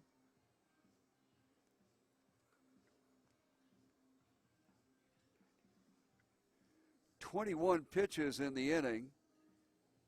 So we're up to 95 pitches here, and we're only into the 5th inning.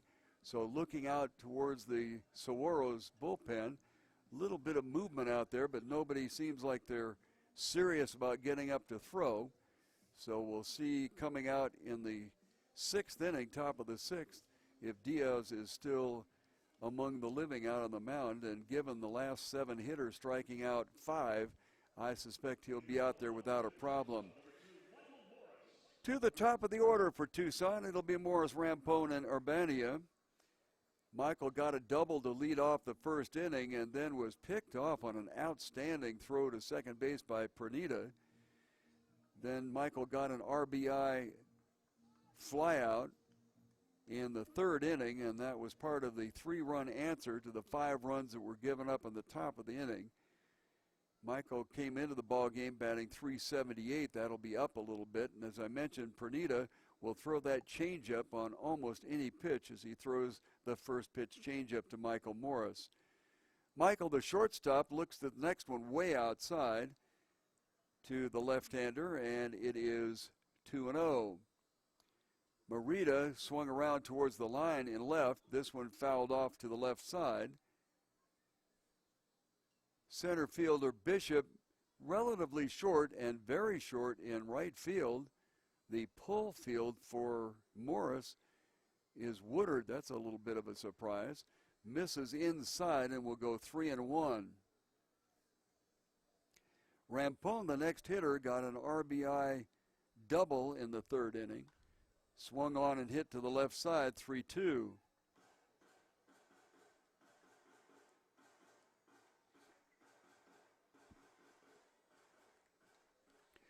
Three-two count on the leadoff hitter in the bottom of the fifth inning for the Tucson Saguaros. They're down by 2.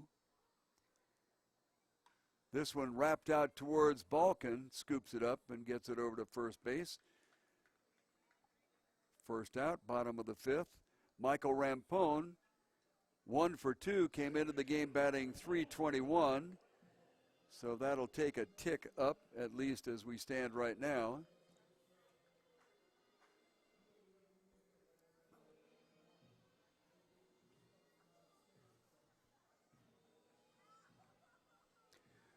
Balkin has swung around to the left side at the shortstop position. And so that creates quite a big hole up the middle. So Rampone with that double last time up, see if he can replicate that here. First pitch is a changeup, down low for a ball.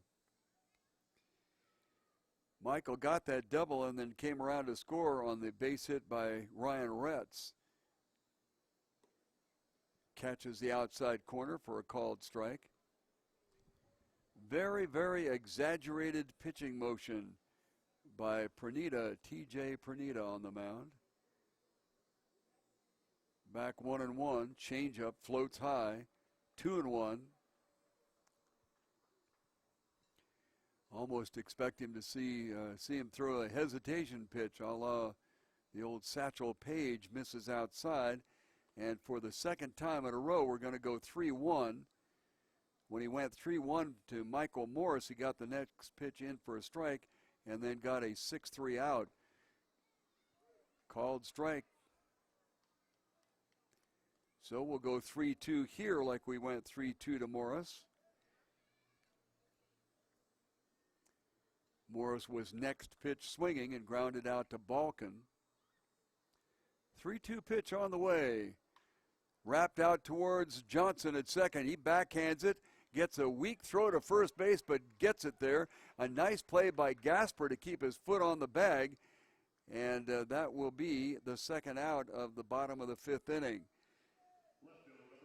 Johnson went hard to his right, grabbed a hold of that, and then left his feet and threw the ball offline to first base. But Ka'oyu Gasper stretched way out to his right side and gathered that in and kept his foot on the bag. So with 2 outs, it'll bring up Adam Urbania. Urbania lined out to Woodard in right field in the first inning and then struck out on a called third strike in the third inning. This one right up the middle and through to center field for a base hit. So a 2-out runner on first base for the Saguaros. And we'll take a look and see how much of a propensity Adam Urbania has to run. He's taken off 11 times and been successful 9 of them. I would suspect here with Retz 1 for 2 and an RBI single in the third inning that Urbania might give him a couple of pitches, but I would suspect that if Retz gets 2 strikes on him, Urbania will take off, kind of a fake throw to first base. And Urbania is back. First pitch, called strike.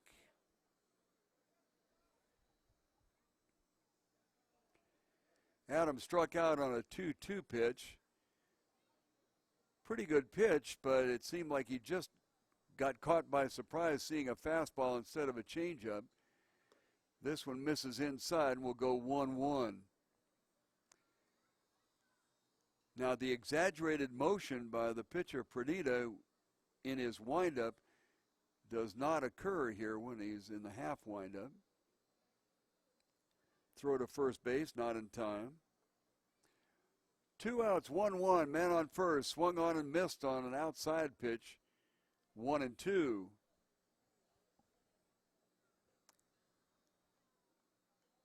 We have a few rain clouds to the west of us now, but it looks like we might dodge the bullet as they go west.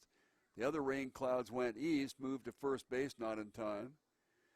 So maybe we're living a charmed life tonight as the clouds go to our east and to our west. Had a few raindrops when we were down working on the field before the game. Swung on and popped up high behind first base. Johnson over to take a look at it. Gasper missed it. Kind of overran it. That's a play that you'd rather have your second baseman over there to get.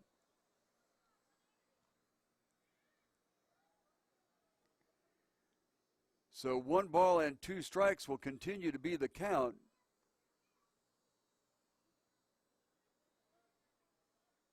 Have not chalked up an error on that.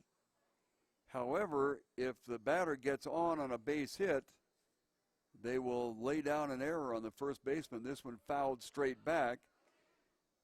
And the 6th pitch of the at-bat coming up with a 1-2 count. I'm a little surprised with 2 strikes that Urbania hasn't taken off. The thinking behind that with a hitter of the capability of Retz is if you are successful, you have a runner in scoring position, fouled off again. If you're not successful, then that saves the at-bat of your 4th hitter in the lineup. So with having taken off 11 times and been successful 9, a little surprised that he hasn't been sent. Moved to the plate, changeup, swung on and missed, and that'll end the inning. You can expect that changeup to come at almost any time. No runs for the Saguaros in the bottom of the 5th inning, so after 5 full, it is Roswell 5 and Tucson 3. 1 hit in the inning, so the Saguaros have gotten 8 so far.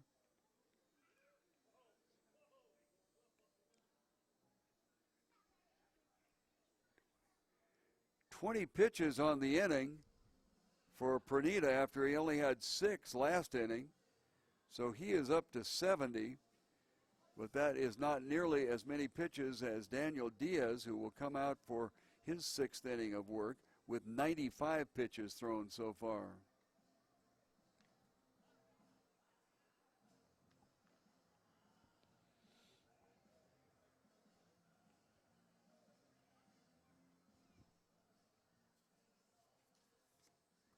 Fourth of July coming up, and we'd sure invite you to spend it right here at Kino Veterans Memorial Stadium. They got all kinds of goodies going on, none the least of which is the fact that it'll be $4 to get in. That's a discount of about 33% or better. Dollar dogs, concession prices will be slashed in half. They got a kiddie playland, music, and the Pista Resistance is after the game. There will be a fireworks show. Gasper, the first baseman, will be the leadoff hitter, followed by Bobby Webb and Cody Kaufman. Go'oyu, Gasper, the first baseman, got a walk and came around to score in the 3rd inning, bends his body and gets out of the way of an inside pitch for a ball. He flew out to the left fielder, Adam Urbania, in the 1st inning, so he is 0 for 1. Diaz just misses inside. 2-0 the count.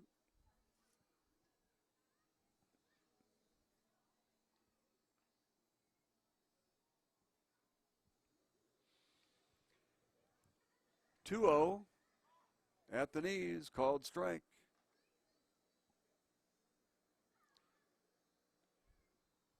Somehow or other, Gasper has been lost in the statistical world here. Didn't see him anywhere on the lineup. This one lifted towards Urbania and left. Got a little bit of a late start on it and started to head towards center, then corrected himself and headed towards the line. But he gets over there fast enough to get the ball as an out. So the first out is recorded in the top of the 6th inning, and Bobby Webb will come up. Webb hit it downtown, warming up in the bullpen for the Saguaros. Check that for the Invaders.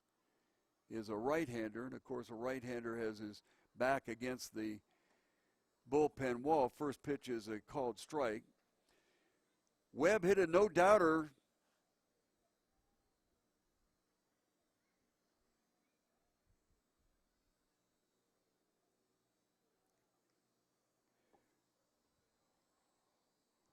Ball, 1-1.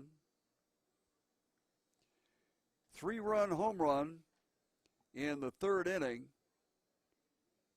Drove in Gasper, who was on second base, and Woodard on third base at the time. Called strike will go to 1-2. Diaz bearing down on this young man. Doesn't want to suffer the same consequence. Throws a backdoor slider and misses. 2-2. When you say backdoor, it starts off the plate and breaks in. 2-2 pitch. Fastball. Rampone will gather it up. Kind of fumbles it a little bit, but gets it anyway and get the out at first base. Cody Kaufman will come up. Since the home run by Webb, 9 consecutive batters, including Webb, have been recorded as outs here by Daniel Diaz.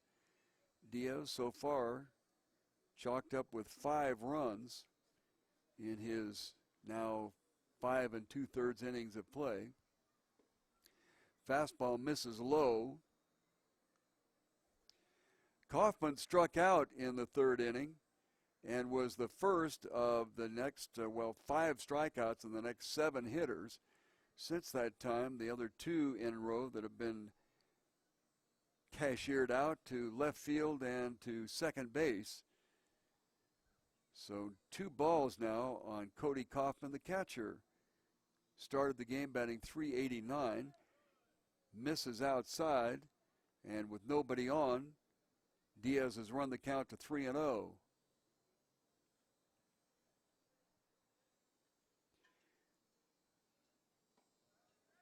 Automatic, 3-1. Pitcher warming up in the Invader bullpen is now stopped and is watching the action. I don't know if that indicates that he's ready to go. Inside for a ball. 3rd walk given up by Diaz. The unfortunate thing for Daniel is that he gave up 2 of those walks in the 3rd inning, wrapped around a couple of hits and an error, and that cost him 5 runs. Probably all but one of those runs was unearned. Well, that one is earned. That one is not. I think 4 of those runs would be unearned. Brett Balkin, shortstop, looks at the first pitch, a fastball on the knees for a called strike. Got a couple of outs. Cody Kaufman on first base via the walk route. Balkin struck out looking in the 4th and hit into an inning double play in the 2nd inning. Up there from the right side against the left-handed pitching Daniel Diaz. Diaz to the plate, around to bunt. They are going to say that it hit him before it came off the bat or before it bounced down to the bat. So a hit batsman will push a runner over into scoring position in the form of Cody Kaufman. Balkin had squared to bunt, probably because he was looking at Tanner Geisel tantalizingly deep. Have some action in the Saguaro bullpen now. Left-hander is working. See if we can catch a number. Haven't been able to do so far. So the Perdita, it's his spot here, but they'll get a pinch hitter up there. So Perdita is done for the evening. And stepping into bat is Jim Smith. He was with the Invaders last year. Pitch misses outside, very close. Jim Smith steps in there batting .362. Got 11 doubles and 8 home runs. So Jim is not somebody to be sneezed at here. With runner in scoring position and 2 outs, runner on first and second. First pitch is a ball. Second pitch is popped up back into the stands, 1-1.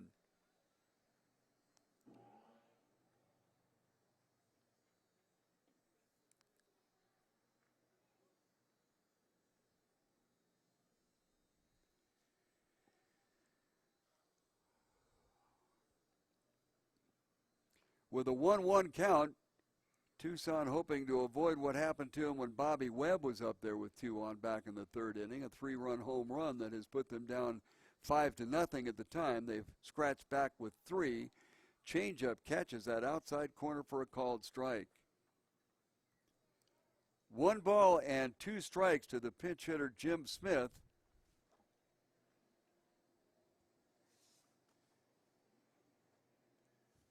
Jim with pretty good numbers, .362 on the year. But the big number that stands out is 8 home runs. 1-2 pitch, bent him back a little bit, and we'll go 2-2. Got to let them know you love them. Put it inside every now and then. Just let them know that you're there. Still trying to pick up a number on who's warming up in the bullpen for the Saguaros. Every time the pitcher moves forward, his back is obstructed. Changeup, strike 3, and they get out of the inning. Finish the story in a second. 5.5 innings of play. It is Roswell 5, Tucson 3, as we go to the bottom of the 6th inning here for the Saguaros. Base hit in that inning, 6 total for Invaders.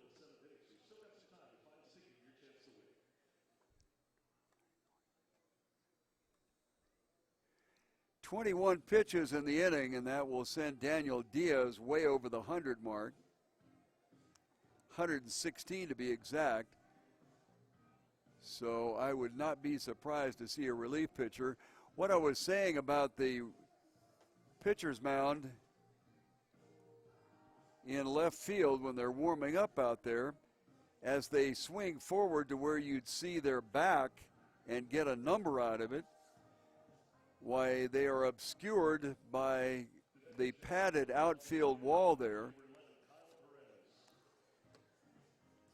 So both starting pitchers will take a seat. Coming in for Pernita here in the bottom of the 6th inning will be Kyle Perez. Pernita lifted for a pinch hitter. Just to give you an idea that these players come from all over the nation, Perez is from Oswego, New York, and went to the college at Brookport back in the New York area. They get the word, they come a-running.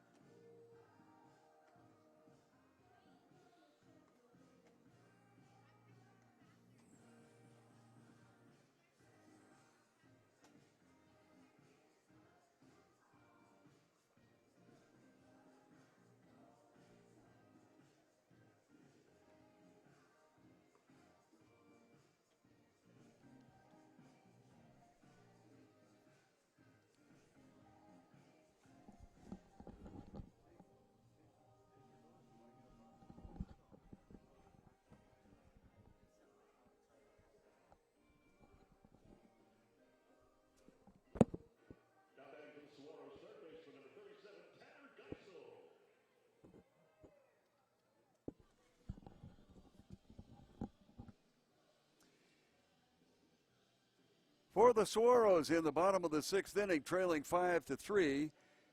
5, 6, and 7, Tanner Geisel, Danny Droll, and Thomas McKenna will be up there.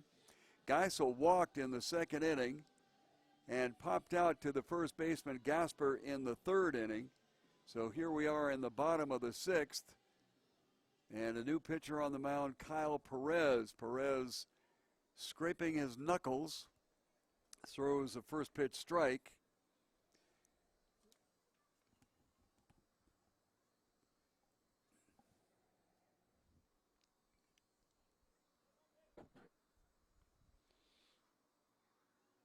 Another knuckle scrape, and it's outside for a 2-2 count. Did I say 2-2? I meant the second pitch and a 1-1 count.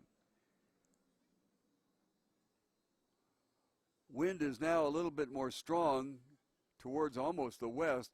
Bounding ball hit out to Balkin at short. High throw at first, but is gathered up by Gasper. And the 6-3 out will be the first out of the bottom of the sixth inning. Danny Droll stepping in there. Droll has a base hit in 2 appearances, struck out in the second inning, got a base hit in the fourth, came into the ballgame batting .386. So from the right side for Droll and the right-handed pitcher Perez on the mound.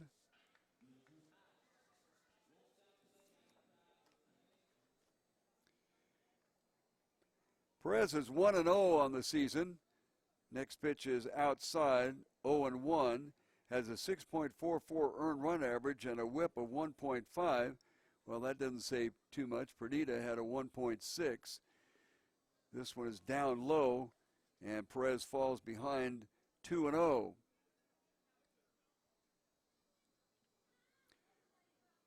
Morita swung around a little bit towards the line and left. Straight away in center is Bishop, and very shallow in right is Rochelle Woodard. Next one hit towards Johnson at second base, gathers it up and gets it over to first base. So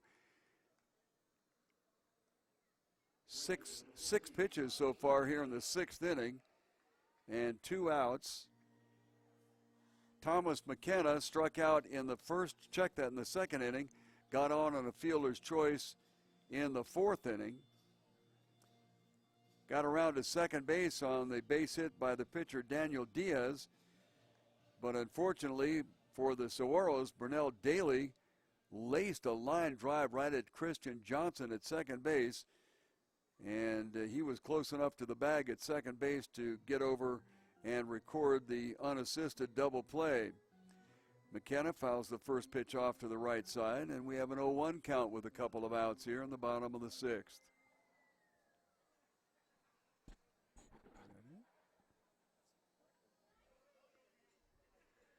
Down low, swung on, fouled off at the plate.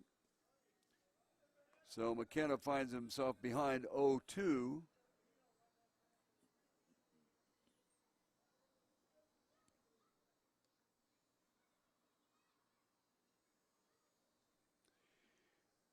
Submarine pitcher Kyle Perez started off the inning. So far he's recorded a couple of outs and he's ahead 0-2.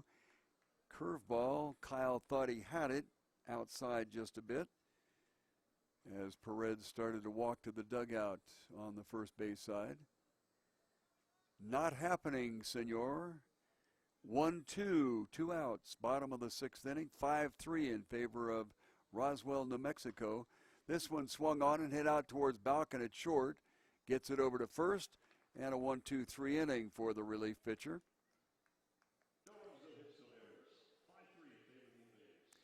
No hits in the inning, 8 total so far on the game for the Saguaros.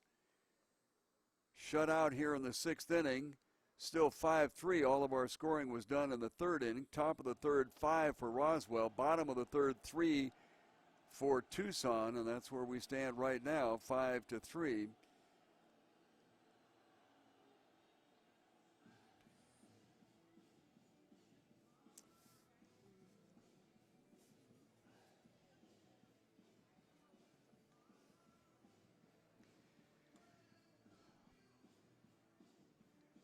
Top of the seventh inning, and we'll look at 9-1-2. Christian Johnson, the second baseman, followed by the left fielder Morita and Rochelle Woodard, the right fielder.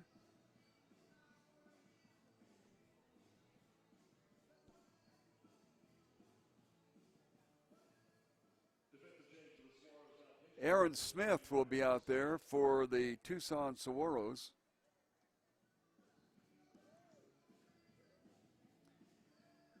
As the evening for Diaz is completed.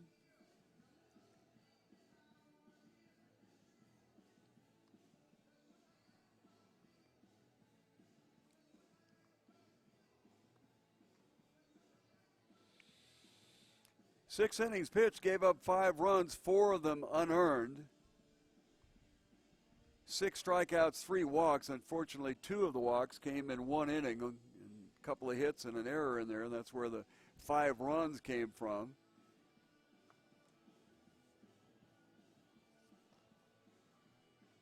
Aaron Smith is 1-3 on the season. Started 1 game, but he's had 16 games in relief, picked up a couple of saves, has an earned run average of 4.61 in 27 1/3 innings pitched, given up 14 earned runs. His walks to strikeout combo, he gets 2 strikeouts for every walk that he gives up, in that neighborhood anyway.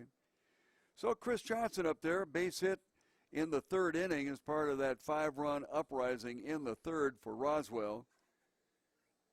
And then he flew out to Urbani on left field. That was in the 4th inning. Going to drag bunt.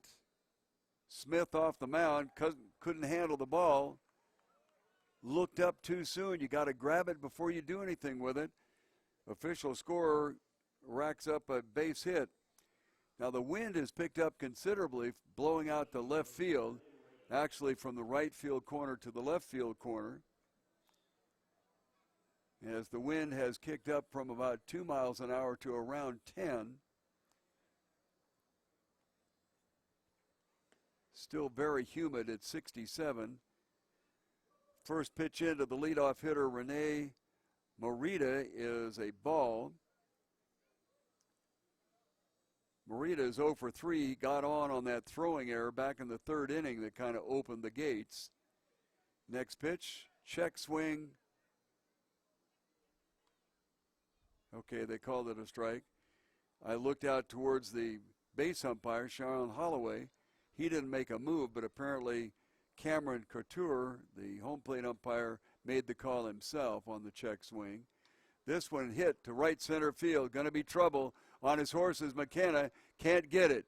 It gets down, and they'll throw to second base. Close play, and he's safe. The ball hung up in the air for a long time. That's why he was able to get around to second base.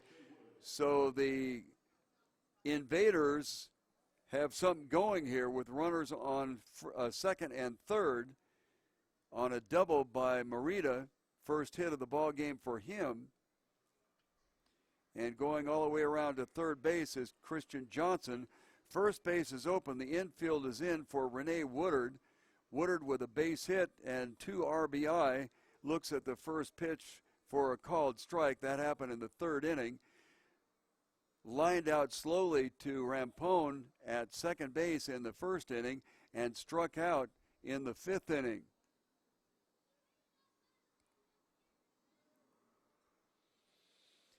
Morita goes over to the third base coach and drops off all of his paraphernalia.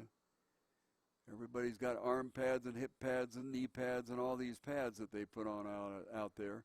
0-1 pitch outside, 1-1. So a 1-1 pitch to Morita resulted in a double. Men on second and third. And Roswell threatening with the infield in. Swung on, hit right at Morris at shortstop. Fortunately for the Roswell, New Mexico Invaders, neither runner, Morita or Johnson, was very far off the bag. So the line out right at Morris at short gets the first out of the inning. And Cody Bishop, the league's leading hitter, is up there. He struck out on the 11th pitch of the at-bat in the 5th inning. flew out to right field to McKenna and got a base hit in the first inning. Infield is still in. Might be a wise idea to walk him, and that's exactly what they're going to do. So an intentional pass will be granted to Cody Bishop, the league's leading hitter. And with one out and the bases loaded, it'll be up to Kyoyu Gasper to pick up the action and try to expand this two-run lead that that Roswell is leading right now here in the top of the seventh inning. A lot of times after a pitcher throws three in a row that are out of the strike zone, they struggle a little bit to get it back in the strike zone. So we have Christian Johnson at third, Rene Morita at second, fairly good speed at second, and then Cody Bishop on first, courtesy of an intentional walk. Now, first and third is in. Outside corner with a curveball, called strike. Second and short playing for the double play. Saguaros have not turned in a double play tonight. Hoping for the best here. This one belted to right field. Over to get it is McKenna, and he caught it in the air and throws it back to second base. Now the relay to first base, and they don't get him. But man, oh man, was that an outstanding play by Thomas McKenna in right field as he dove after the ball. The runners had gone way off of the bases, but running back to tag at third base was Chris Johnson, and the sacrifice fly and an RBI for Gasper. But that was an outstanding play by McKenna in right field. The way he started off on it, and it was headed for the right center field gap. I never thought he'd get there. First pitch to the batter, Bobby Webb, who has a home run under his belt so far, is low for a ball. So Christian Johnson will score on the sacrifice fly to right field, and the other two runners on first and second were darn lucky to get back, as the next pitch is a ball. So Morita at second base, still a threat out there with runners in scoring position, but now two outs, and Bobby Webb with a 2-0 count on him. Hit off the end of the bat to Retz, but Retz stays down and gets the unassisted out, but not before one run comes in.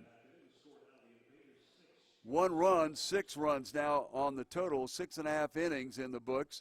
And it is Roswell 6 and Tucson 3. 2 hits in the inning, 8 total on the game for Roswell.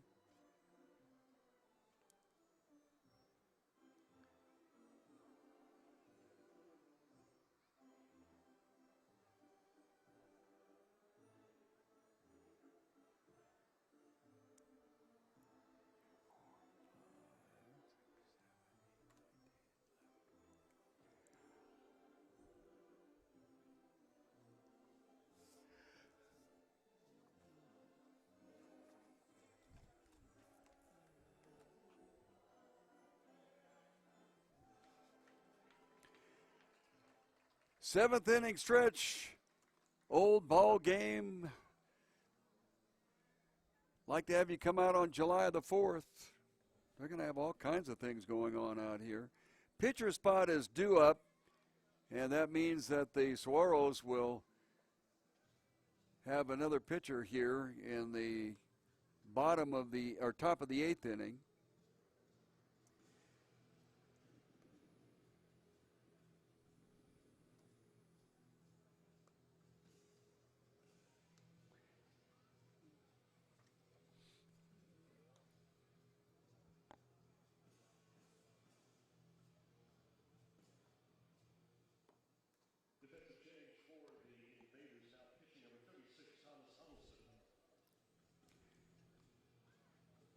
Another pitcher for Roswell, number 36, Thomas Huddleston.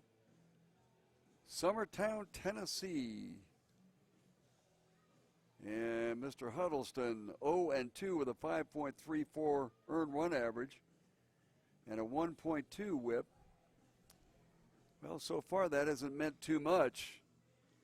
Couple of hits, couple of walks, and an error. Plated 5 in the third inning for Roswell.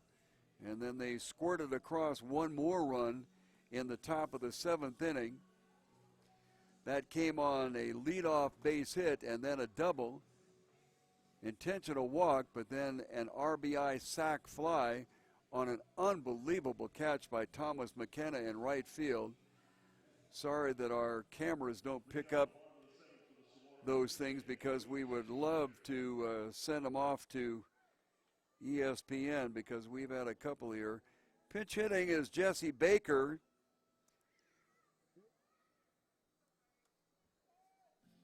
That is the pitcher spot, which was occupied by Mr. Smith.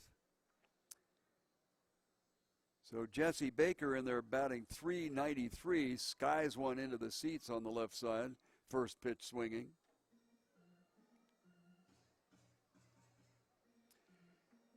Bottom of the seventh inning, Saguaros behind 6-3.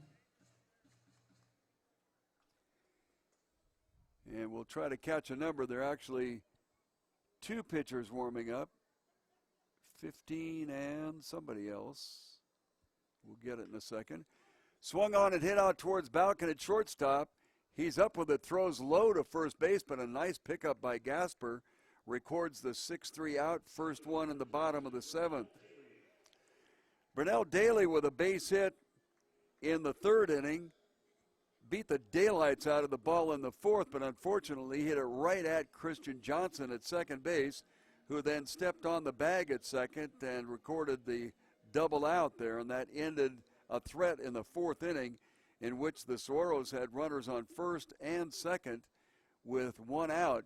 Changeup rides high and out of the strike zone to Daly.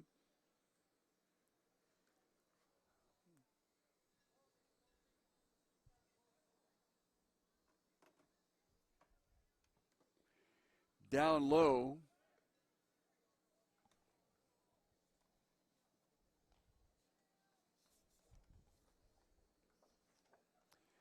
One of the pitchers warming up there is Pepe Gomez. Misses again, 3-0. Don't want to put Daly on. He's got great speed.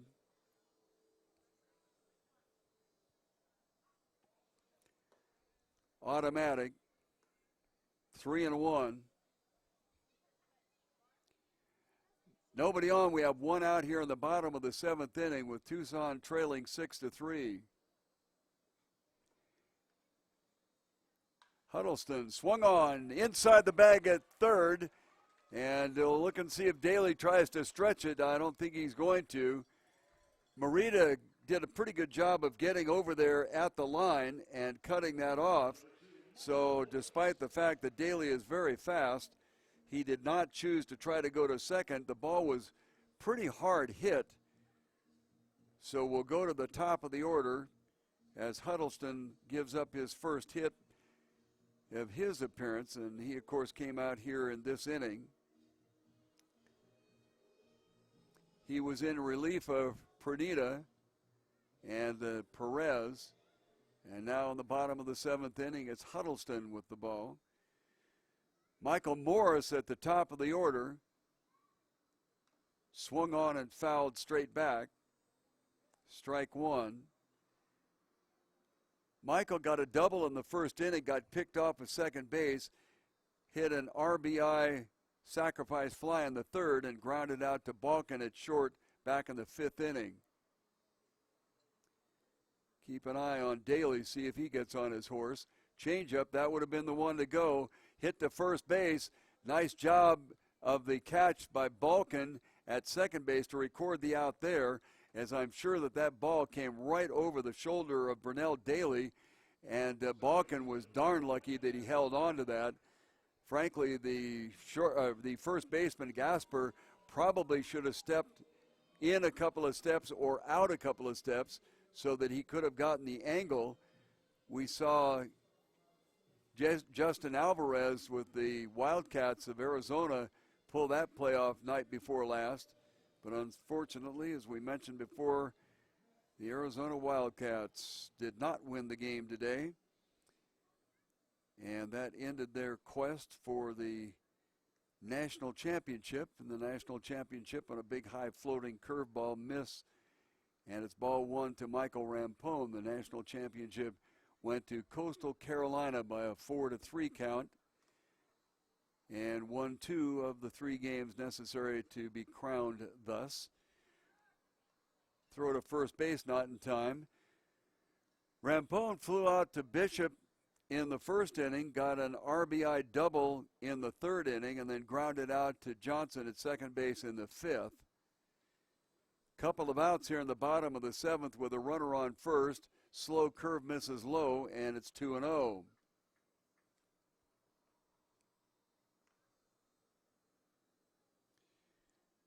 Jesse Baker, pinch hitter to lead off the inning, was first pitch swinging and ground out. Vernell Daly got a base hit. This one belted to left but foul. As they say, he got all of that one, but he was out in front of it, so just a long, loud strike. 2 balls and 1 strike against Michael Rampone, the second baseman for the Tucson Saguaros.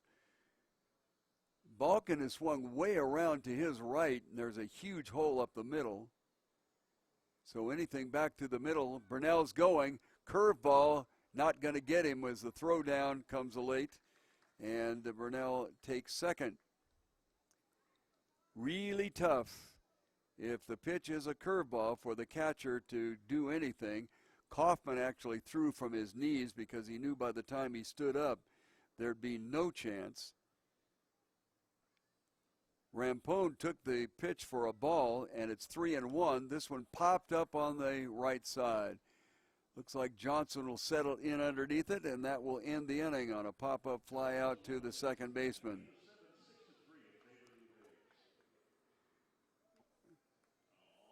No runs on 1 hit. That's the 9th hit for the Saguaros. But after 7 full innings of play, it is 6 runs for Roswell and only 3 for Tucson. Here's our first winning number for the ball. It is 692 21 31.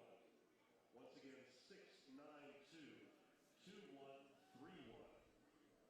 The winning number for the hat, 692 2194.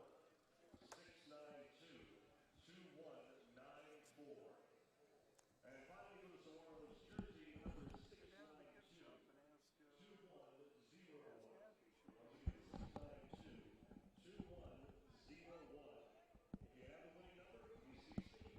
Because if this is not it, I need to know it too in case this thing craps out. What? I'm actually not sure whether it's it or not, but it worked last time, so it's this time. Last time I got your help, I have a little bit of a hard time reading cursive. Like, at first I thought the Q was a G. Well, that's a go down and check with it.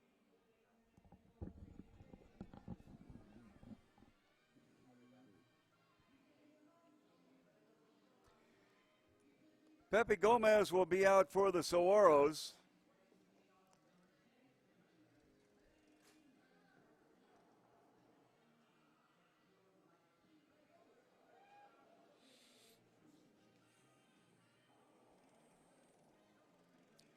Pepe from right here in Tucson.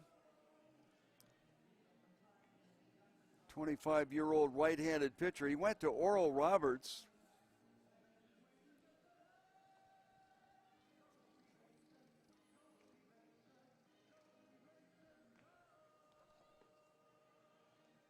Defensive change to the Saguaros. Now pitching number 15, Pepe Gomez. Pepe has a 7.6 earned run average. He's had 11, actually 13 games that he's been in, and he has started 2 of them. Walk to strikeout ratio is about 1-2. So we'll see how, if Pepe can get a stop here. and give the Saguaros an opportunity to make up the 3 runs, as they were unable to score there in the 7th inning. The bottom of the 7th, we're to the top of the 8th inning now. And we are back up to the top of the order. No, Cody Kaufman, my mistake. Catcher stepping in there. He's in the 6th position. Stands in left-handed against the right-handed pitching Pepe Gomez.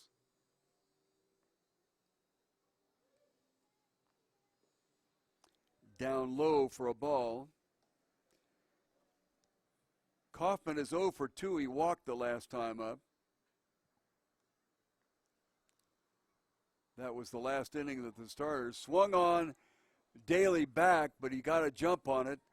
Big high fly ball to straightaway center field as Burnell Daly puts it in his hip pocket.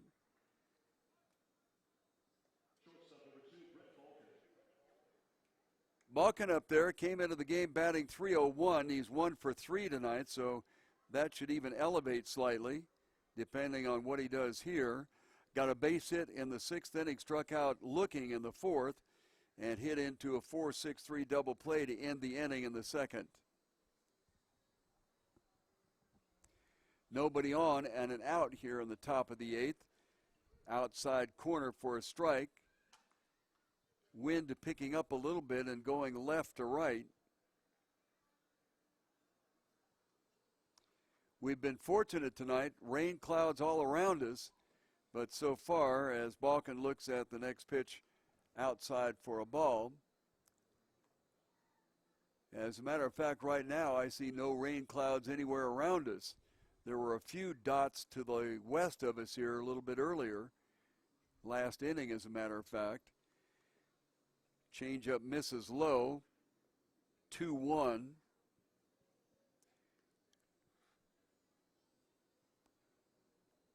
Everybody pretty much straight away. Urbania likes to play a little bit over towards the line, which leaves a relatively large gap in left center field.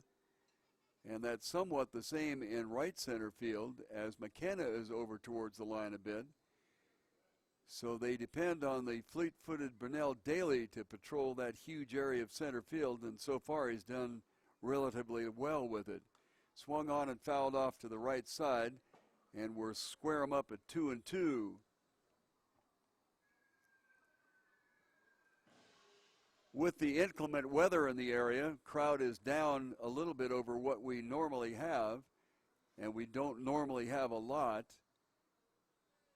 First year for the Saguaros, just kind of getting settled into the city.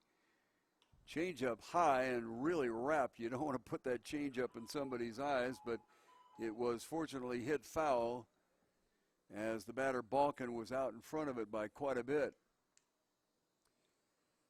6-3 in favor of Roswell. We're in the top of the 8th inning. Saguaros with 2 at-bats left to work on it. Changeup hit high to center field, left center as a matter of fact, but as I was saying, Daly does a great job of getting a first jump on the ball, and that's exactly what he did. Drifted all the way over to left center field and picked it off for the 2nd out of the inning. We'll check and see who the... So another pinch hitter coming in the pitcher spot.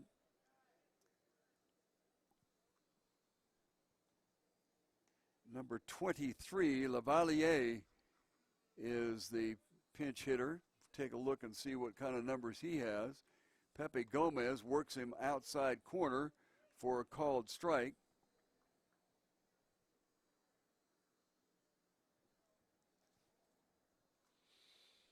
(0-1) with a couple outs here and nobody on. Swung on and missed strike 2. Tough as nails coming off that bench, I'll tell you.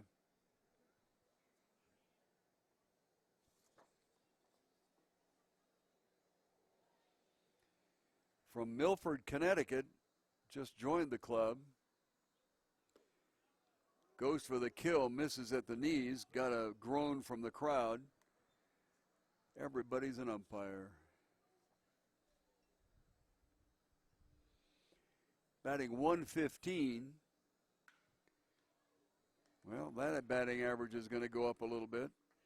Sharp single over the shortstop Morris into left center field, and that'll bring up Christian Johnson. Johnson is 2 for 3 tonight, batting out of the 9th position. Boy, he really created havoc in the 3rd inning by overrunning and forcing the runner at second base to go to 3rd, and then the two of them got in rundowns. And finally, the runner between 2nd and 3rd was tagged out, and Johnson retreated to first base, first pitch ball. But then an error, a hit, a walk, and a home run made all of that shenanigan go for naught. Misses outside once again, 2 balls and no strikes. Couple of outs here in the top of the 8th inning with Roswell leading 6-3, and the runner on first base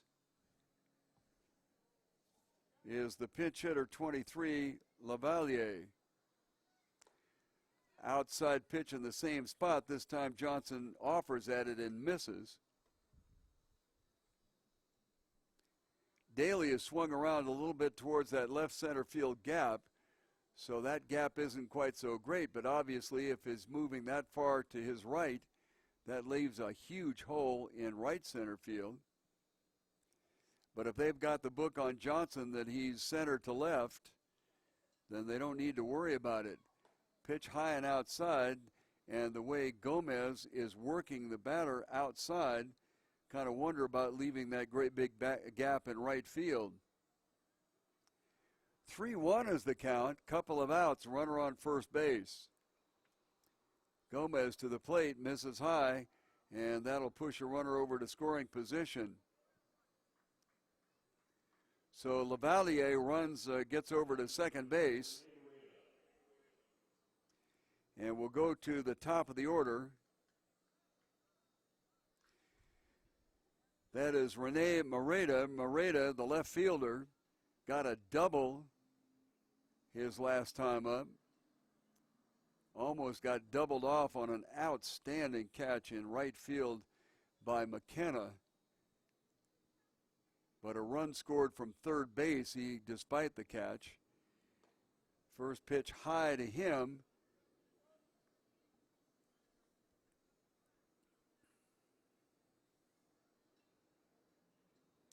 Three pitches in a row that have missed the strike zone. 1-0 to Moreta. Hit high and short to center field. Daly on his horse has it, and that will end the inning. No runs on one hit. The score after 7. The Invaders 6, your Saguaros up 3. Well, that's the 9th hit so far recorded.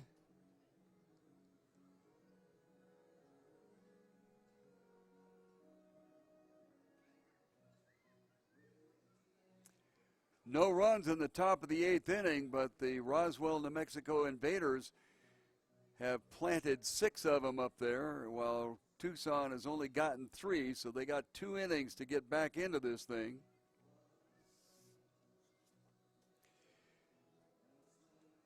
And the first batter that Tucson will send up there is going to be Urbania, as we'll have another pitcher. Huddleston is out of there. And let's see if we can pick up a number here on the pitcher that's out there. Looks to be 19, but we'll double check it. In fact, it is 19. So it's number 19, Lance Fairchild from Rolette, Texas. Was with the Las Vegas Train Robbers. They moved over to Topeka, Kansas, and apparently Lance did not feel like he wanted to go with them and wound up in Roswell, New Mexico.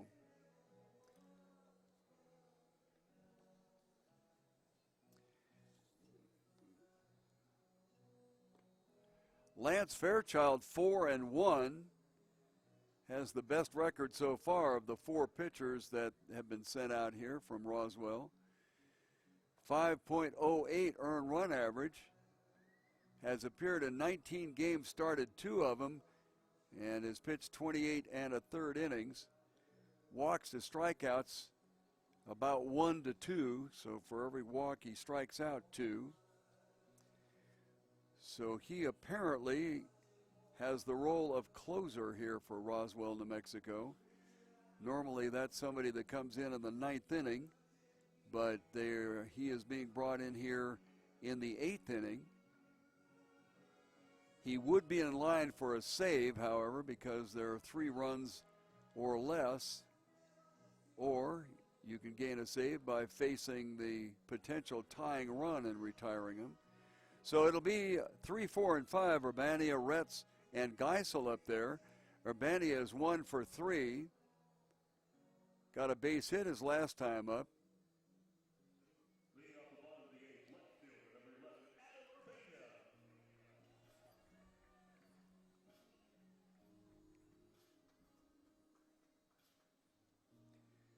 He got his base hit off of Kyle Perez, the second pitcher used by the Invaders so far in the ball game. It's been Pernita, Perez, Huddleston, and now Fairchild. And we're in the bottom of the 8th inning. From the left side is Urbania, steps in there batting .423. First pitch swinging, misses, 0-1. Struck out looking in the 3rd and really blasted a drive to right field in the 1st inning, but it was right at the right fielder Woodard, and he took it in for the out. This one is swinging next pitch, fouled in the left field stands. Actually, when I say left field stands, I should say the left sideline stands, because there are no stands in straightaway, left, right, or center. In left and right are the respective bullpens, and then center field 405 feet away. Next one swung on and fouled off. So he has offered it all 3 pitches so far thrown by Lance Fairchild, and has fouled each one of them off. Retz is on deck. Geisel will be the 3rd hitter in the inning. Retz has a base hit in 3 appearances, and Geisel is 0 for 2. Urbania will step out of there. 340 down each line, right field and left field. 375 to straightaway, 388 to the gaps, and 405 to center. Urbania has reached him. 0-2 swung on and popped up short to the shortstop, and now stepping in to get it will be Webb. And a pop out to the 3rd baseman. Webb will finish up the first at-bat of this, the bottom of the 8th inning. Ryan Retz steps in there. Need base runners. Doesn't matter that both Urbania and Retz have reached the seats on a number of occasions. Ryan has clocked it 8 times, and Urbania 9, but that's not going to help you to get a solo home run. You got to get somebody on.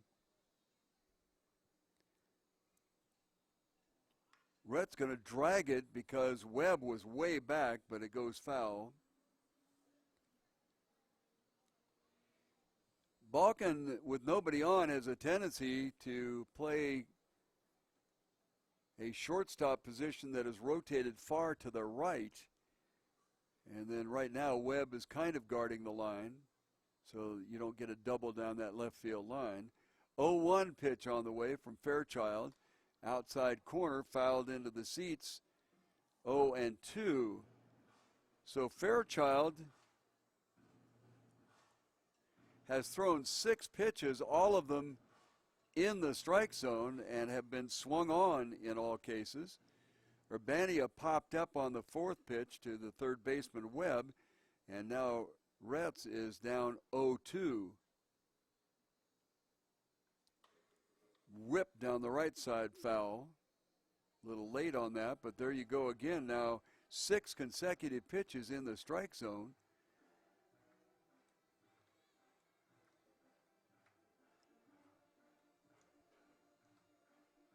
Sean Holloway over near the tarp to pick that up, the umpire, and toss it back in. way outside. 1-2. They had the tarp on the field. Apparently they'd gotten some rain here earlier, and they did delay the start time by about 15 minutes because there were still showers in the area, and you got a drop on your snoot every now and then. But once they got the tarp off, we've had clouds all around us. This one gets away, but no advance because nobody's on, and the count is 2-2. Now, we've kind of dodged the bullet tonight.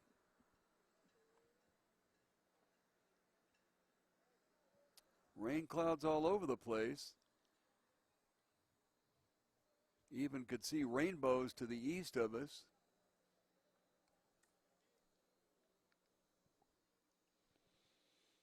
Two-two pitch, nobody on. Misses outside, 3-2. Seventh pitch of the at-bat, nobody on, one out here in the bottom of the eighth inning, with the Saguaros trailing by 3.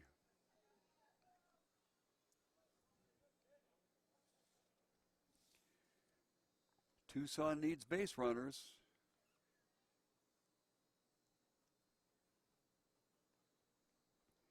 Lance Fairchild at the set, as many relief pitchers do without regard to whether anybody is on or not. Swung on and missed, and that will be the second out of the inning.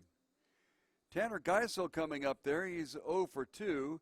Walked in the second inning, then popped out to the first baseman Gasper in the third, and grounded out to the shortstop Balkin in the sixth.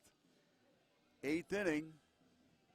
Looking at the radar, not a speck anywhere around. That's interesting. Well, I tell you what, it was looking ugly just before game time. But we got the first of 5 in. There'll be another one tomorrow night at 7 o'clock. Again on Saturday here at Kino Stadium at 7. Pitch fouled off down the right side. As if nothing else, with the exception of 2 pitches, Fairchild has been around the plate. Danny Droll is the on-deck hitter.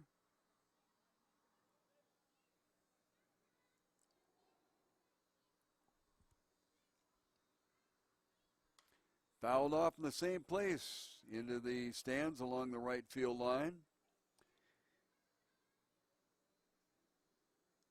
So far, Lance Fairchild is pretty much the picture of consistency here. First pitch strike to everyone he's faced. And a lot of swinging foul balls as the Saguaros are having trouble handling Mr. Fairchild. Low at the knees, 1 and 2. Third pitch of the at-bat. Wind is pretty brisk from the right corner to the left corner. Both flags are standing straight out. We've got one at straightaway center and one in left field. Why that is, I'm not exactly certain. At the set, to the plate. Outside corner called strike 3. So a couple of strikeouts recorded by Mr. Fairchild in his 1 inning of work so far. After 8 innings of play, it is Roswell 6 and Tucson 3. Fans, another reminder, July 4th is fireworks night here at Kino Stadium as your Saguaros take on the Invaders. Gates are open up at 6 o'clock. Game starts at $7. Hot dogs, half-price concessions, kids zone for the kids with jumping castles, face paint, carnival games, music, and giveaways. Make sure you're here. You get your tickets right now on sale at the Novelty Shop for your 4th of July fireworks night here at Kino Stadium.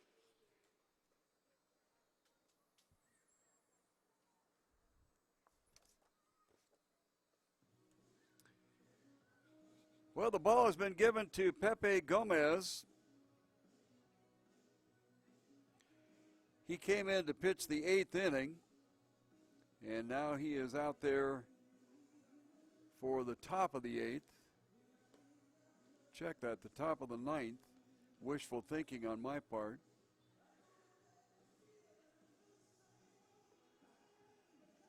The right fielder Woodard, center fielder Bishop, and the first baseman Gasper will be 1, 2, 3.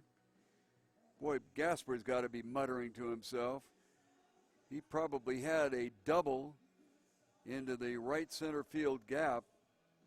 And somehow or other, Thomas McKenna got over there, went airborne and grabbed it.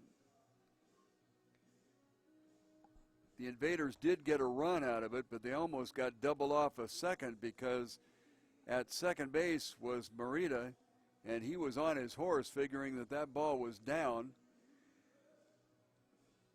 Third base coach frantically waving at him to go back, and he just barely did get back, as did the runner at third base. Johnson was halfway down the line and had to go back and tag up, so the relay to first base was going to be from the right fielder to the shortstop to home, and they almost got him going home. That's how hard the ball was hit and how far off the bases everyone was. Gomez gets the next pitch swung on and hit down the right field line and fair into the corner. Over to get it is McKenna, and on his horse is Woodard into second base, and he's in there with a sliding double. And every time I say something along that line, I think of the late Jerry Coleman and all the Colemanisms as a broadcaster for the San Diego Padres, when he would say he slides into second with a stand-up double. There are a million of them. I had to bring my list here. Somebody compiled them and passed them around at one time. Jerry, an unbelievably accomplished individual, fighter pilot during Korean War.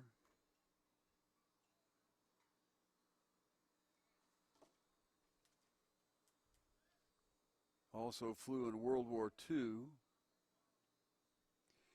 Batter is Bishop. First pitch misses the inside corner. So Woodard was first pitch swinging and got a double just inside the line down the right field side. Runner in scoring position with the Roswell, New Mexico Invaders up 6-3 here in the top of the ninth inning. Pitch swung on and missed. Count evens at 1-1.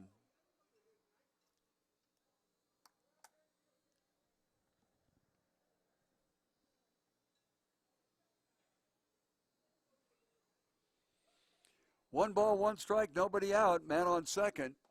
Swung on and missed. 1-2. Kaoyu Gasper will be the next hitter. He's 0 for 3. Probably going to file a felony report with the police department on McKenna after this game is over with. Foul ball lifted high and down the left field line and out of play. Count will remain 1-2. Pepe Gomez on the mound for the Saguaros. He's the third pitcher that's been used so far.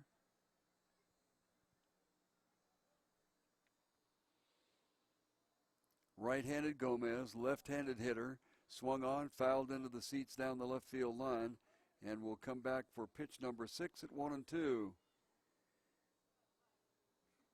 Bat boy getting his workout with all these balls fouled off.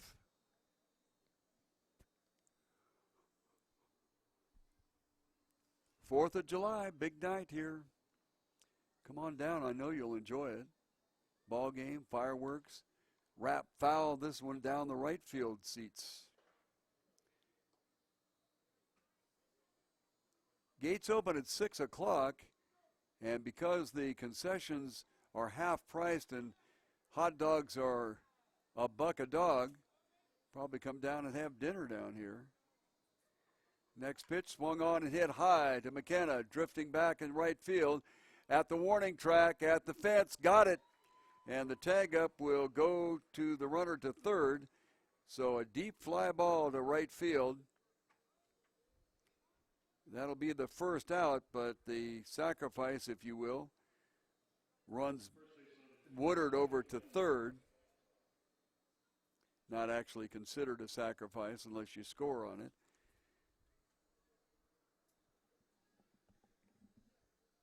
Gasper up there with one out.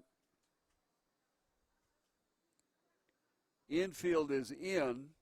which generally elevates the batting average of the batter by about 30 or 40 points. First pitch high and outside.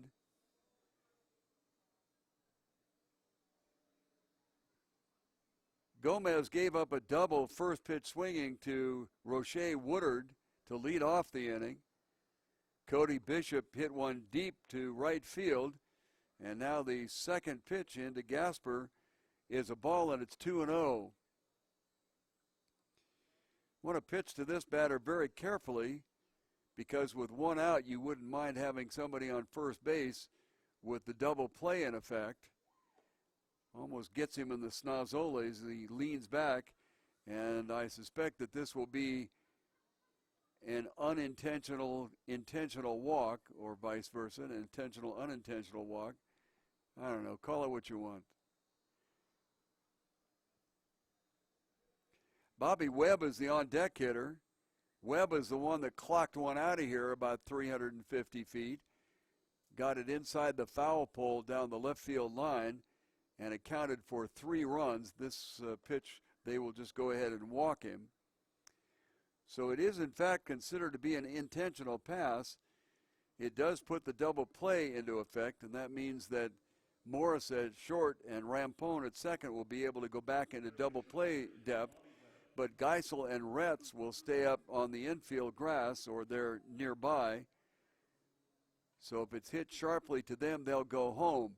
If it's hit to Morris or Rampone, they'll try to turn the double play and shut off the threat here in the top of the 9th inning.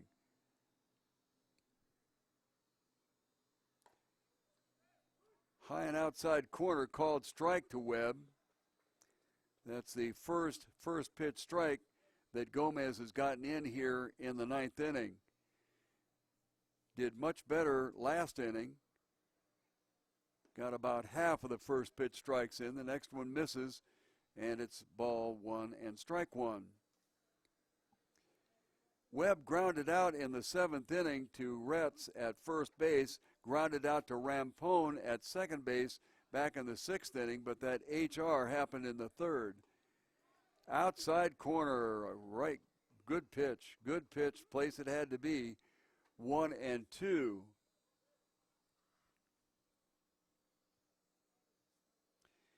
Need to hold the line here for the Saguaros to have any chance in the bottom of the 9th. Ball gets away from Droll at catcher, but no advance. Woodard is very speedy, but Droll had his eye on him, and Pepe Gomez was down off the mound quickly. So I don't believe if he had given it a try that it would have been successful. The count is 2-2. We've got one out here in the top of the 9th inning. To the plate, way high and way outside, so that'll run it full. And I would suspect that Gasper at first will be on his way to negate a double play. Of course, not being forced to run, Woodard at third base will stay tight. No, Gasper doesn't go.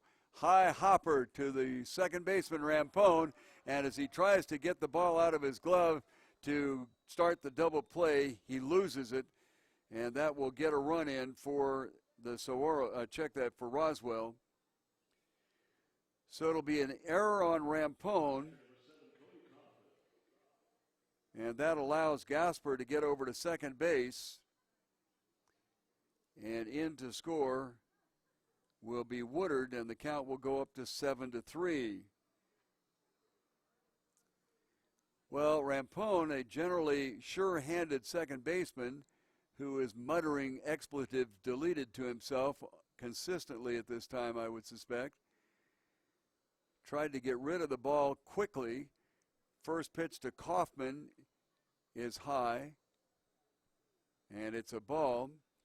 I think if the ball had been hit sharply on the ground, there would have been no problem, but it was a big high hopper, and I think that Rampone was moving too quickly. Second pitch is a ball, anticipating that the turn by Morris at second base would have to be hurried to cut down the run by getting the double play, but all of that thinking happened in an instant, and Michael was unable to get the ball out of his glove. And that negated everything. Little seminar on the mound here with the pitching coach. Not exactly sure what he was seeing in Gomez and his delivery. But they break it up very quickly, even before the home plate umpire, Cameron Couture, could get out there.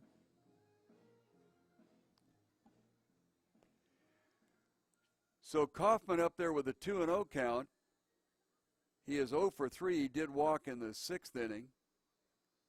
From the left side, high and outside, and we'll go to ball 3, 3-0. So 1 ball away from loading him up with the run in here in the top of the 9th inning and only 1 out.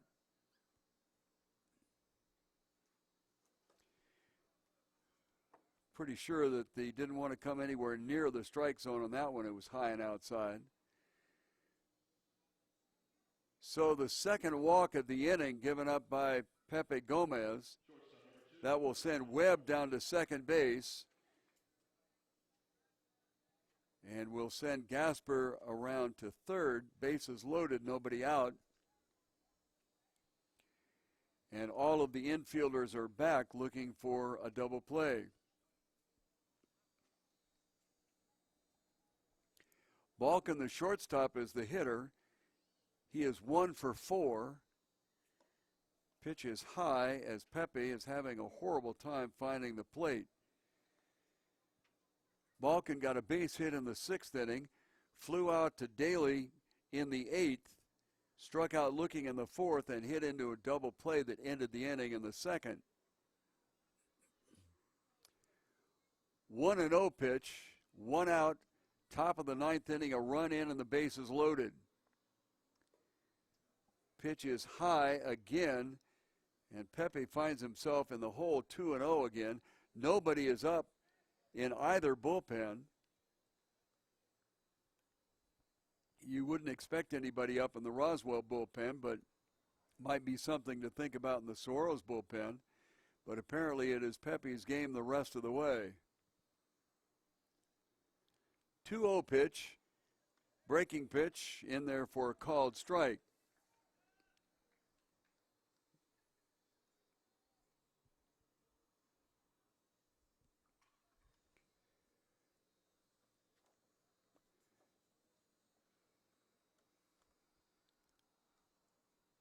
Two balls and 1 strike. Swung on and belted down the left field side, but foul. 2-2. Gasper better protect himself down there. He was awfully close to being in fair territory, and had that ball hit him, it would have been an out. That's why when you come down from third base, you always make sure that you're outside the foul line so that you don't get caught up in that situation. Not only do you get hurt, but you get an out. This one, an excuse me swing, fouls it off to the right side. It was more of a please save my at-bat swing rather than an excuse me swing. So the 6th pitch of the at-bat and a 2-2 count for Brett Balkin, the shortstop for the Roswell, New Mexico Invaders, currently enjoying a 7-3 lead here in the top of the 9th inning. High strike, swung on and fouled. Might have been ball 3 as a matter of fact.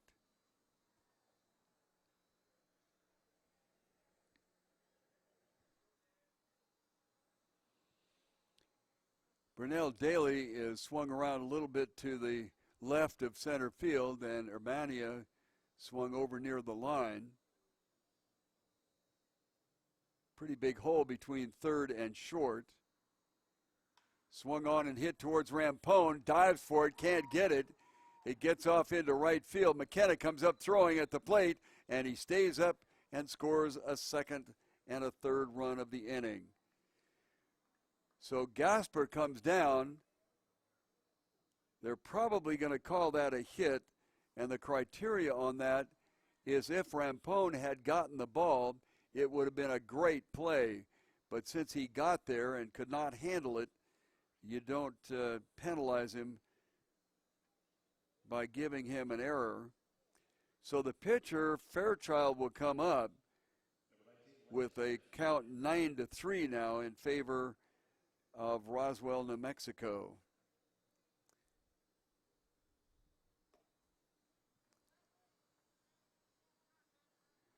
First pitch is a ball.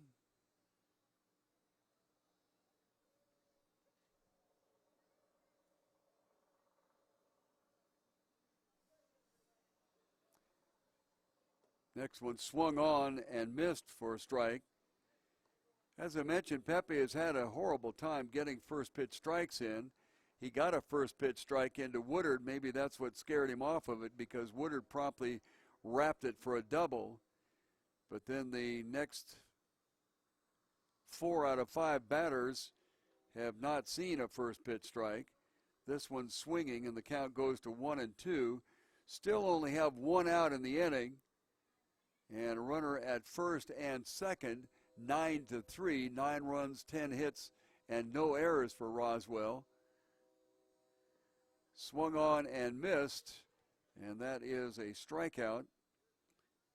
And so far, that is the only one against 1 walk, actually 3 walks for Gomez. Second out of the inning, so everybody can go back. Second baseman Christian Johnson stepping up there. He's had a fine night for himself. Couple of hits and 2 runs scored. This is out of the 9th position in your lineup.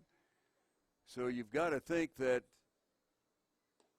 he is doing well over his head. But however, he did come in here batting .324, and a 2-for-3 night will certainly send that one up a bit. First pitch is a ball.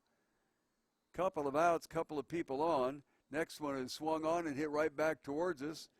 Hit right up above us and dropped straight down. If I'd have had a big net, I'd have had a baseball.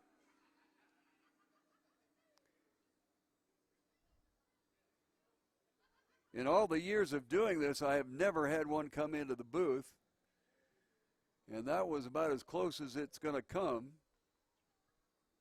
1 ball and 1 strike.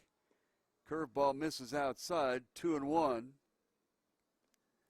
Had to laugh, though. I've been involved in baseball for 18 gazillion years. Never got a foul ball in the stands. Never. 2 balls, 1 strike. Swung on and fouled for changeup, 2-2. So I take my daughter to a baseball game, and we're just in the, not in the field level, but the next level up down the left field line. And not once but twice a ball was hit up in that area, bounced a couple of times, and literally landed at my daughter's feet. Strike 3 swinging, so that will end the inning and will give the Saguaros their last chance opportunity in the bottom of the 9th inning. 3 runs on 2 hits and 1 error. The score is Saguaros 3 and Pecos 9. Going into the bottom of the 9th. Here's some scores around the Pecos League. The Garden City Winds 19, the Great Bend Gold 7. The White Sands Pupfish 4, Santa Fe Fuego 3. Only a couple of games in the Pecos League tonight. Garden City over in the North Division really took it to Great Bend 19-7. And in the South Division, White Sands 4-3 over Santa Fe. Santa Fe's having a tough year. They have won less than 25% of their games. The Saguaros on the top of the standings in the South, 32-10. Roswell is 29-12, 2.5 games back. But if nothing radically changes, Roswell will be a game and a half back.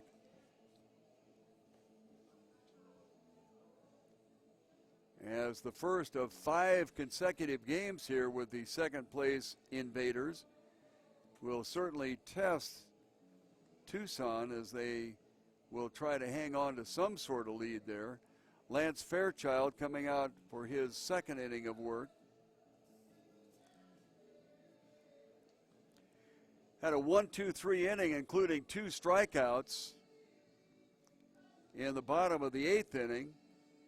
So the bottom of the 9th inning will bring up the bottom of the Tucson Saguaros order, 6, 7, and then the pitcher spot 8.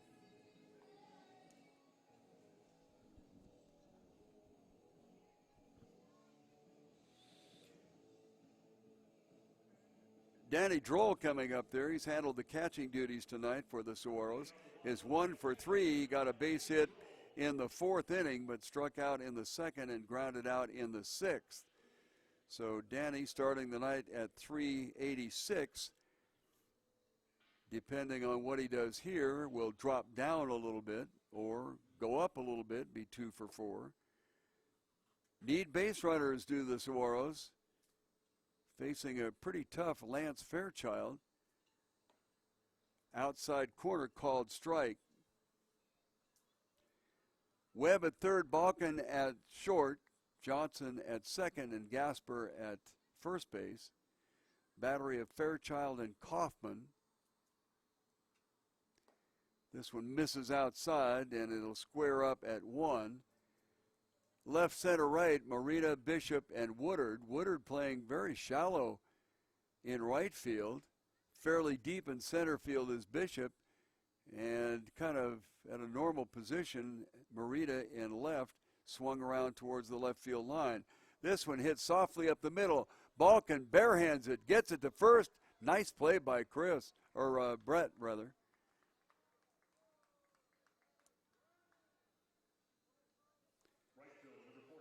Very softly hit towards Brett, and of course he was playing deep. Young man did a fine job coming up, barehanding it and getting it over to first base for the first out of the bottom of the 9th inning. Thomas McKenna, who's had his woes swinging the bat this year, came into the ballgame batting .272 and is 0 for 3 tonight.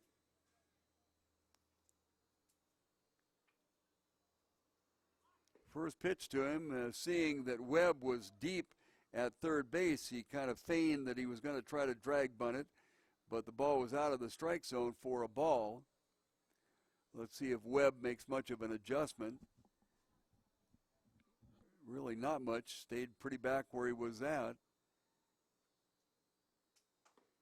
Outside corner called strike.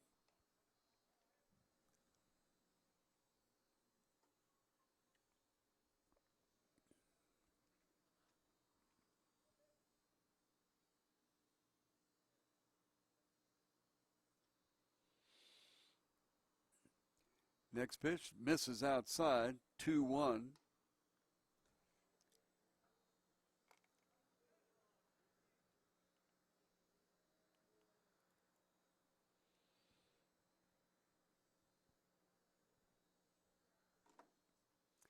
Two balls and one strike. Outside corner, 2-2.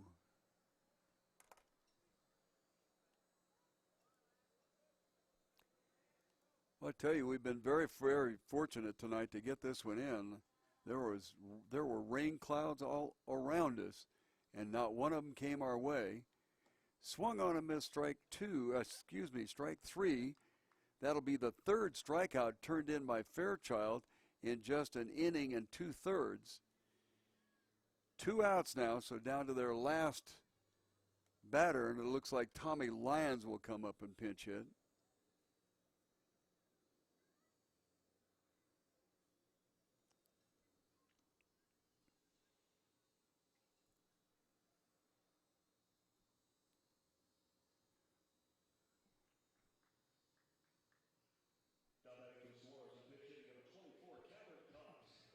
Okay, it's not going to be, well, Lyons is in the on-deck circle, so it'll be Cameron Cox coming up there. He's a pitcher, but Cameron swings that bat pretty well. Batting .478, fouls this one off into the screen.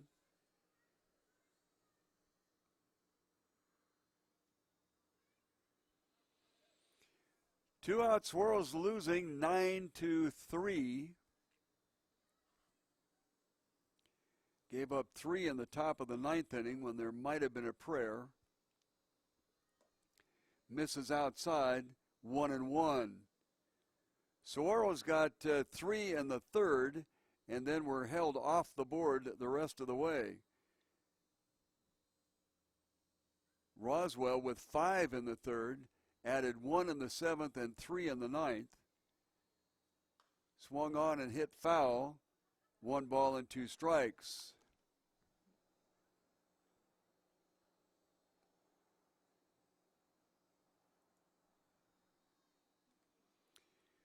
So down to the last strike are the Tucson Saguaros.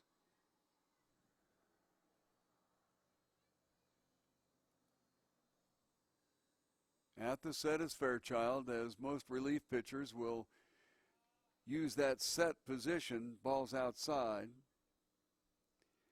They'll use that set position without regard to whether anybody is on base or not.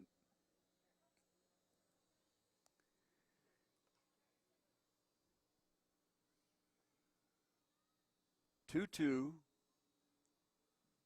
to the plate, swung on and fouled off. So at least Cameron Cox is giving it the old college try. And if things stay the same way here, then this college town will have not only a amateur team but a professional team going down, as the University of Arizona sadly lost their College World Series championship game this afternoon 4-3. 9-3 here, goes for the kill and misses it at the knees, and the count will go full.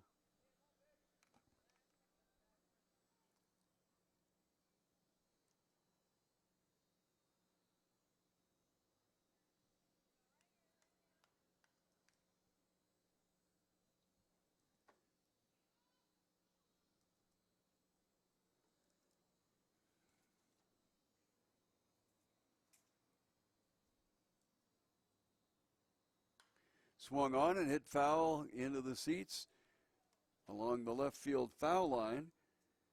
So Cox is certainly not going without a fight. That was one thing that was interesting. I worked many years in the San Diego area, and one thing that was really fascinating about Tony Gwynn, who of course is in the Hall of Fame and spent 19 years and won 6 or 7 batting titles, he would never let an at-bat go, no matter what. High and outside, a walk. Tony could be ahead 99-0, and he would still be swinging that bat like he intended to get a base hit. Or he could be behind 99-0 and still up there going after that ball.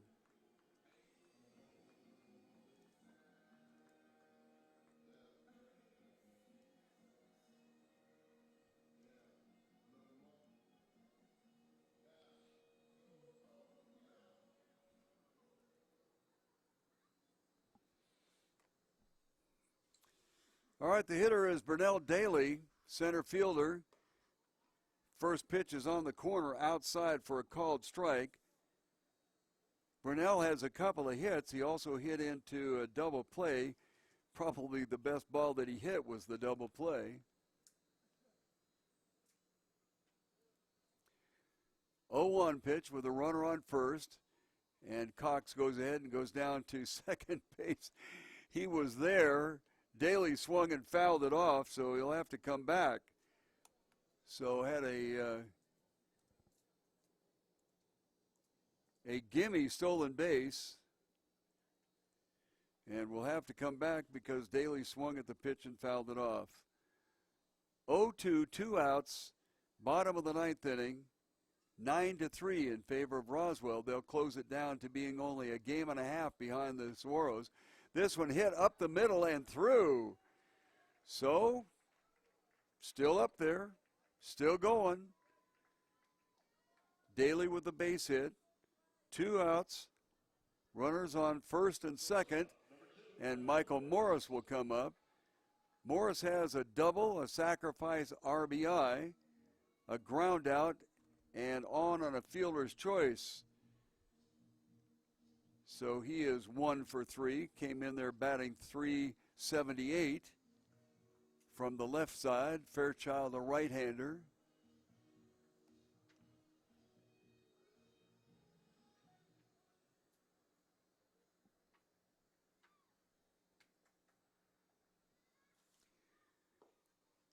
Misses on that first pitch.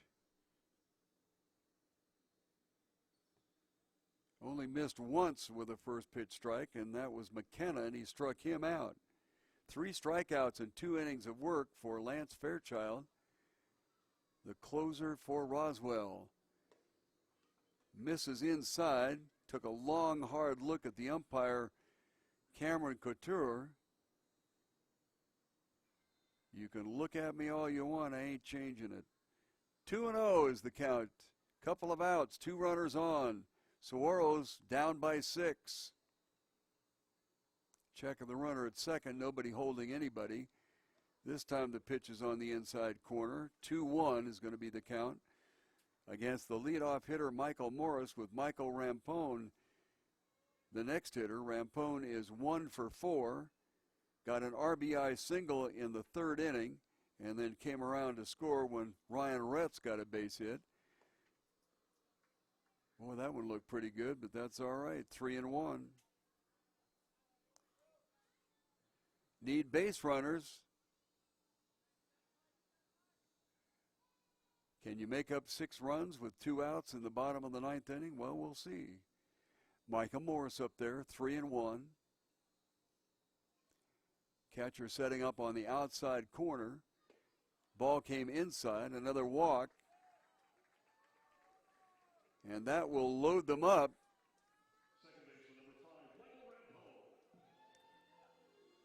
So Rampone up there, as the Roswell, New Mexico Invaders will have a conversation here with them loaded up.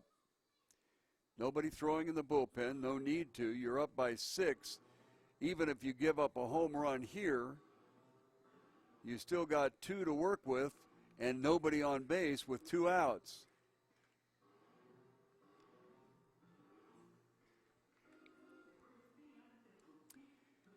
Home plate umpire wanders out to say, "Yo, boys." So the conference call breaks up. Everybody goes back to their respective positions. Webb at third, Balkin at short, Johnson at second, and Gasper at first. Kaufman behind the plate. And Lance Fairchild will try to get out of the hole that he's dug himself here a little bit with a couple of walks and a base hit. However, there are 2 outs.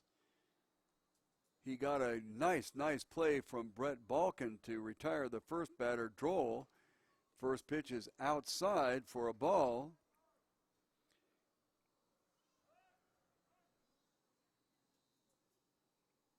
Well, we've got something going on out here. Right field gate is open.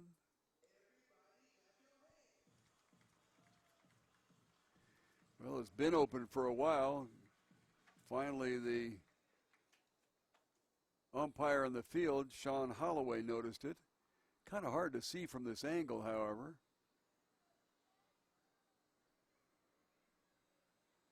One ball and no strikes to the second hitter in the Saguaros lineup, Michael Rampone from the right side against the right-hander Fairchild. Strike called. 1-1.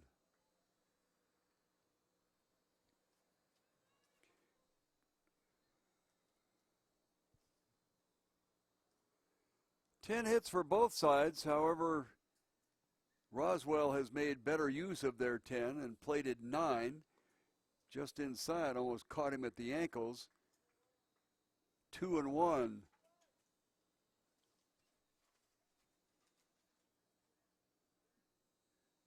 Saguaros have 3 runs, 10 hits. They've made a couple of errors.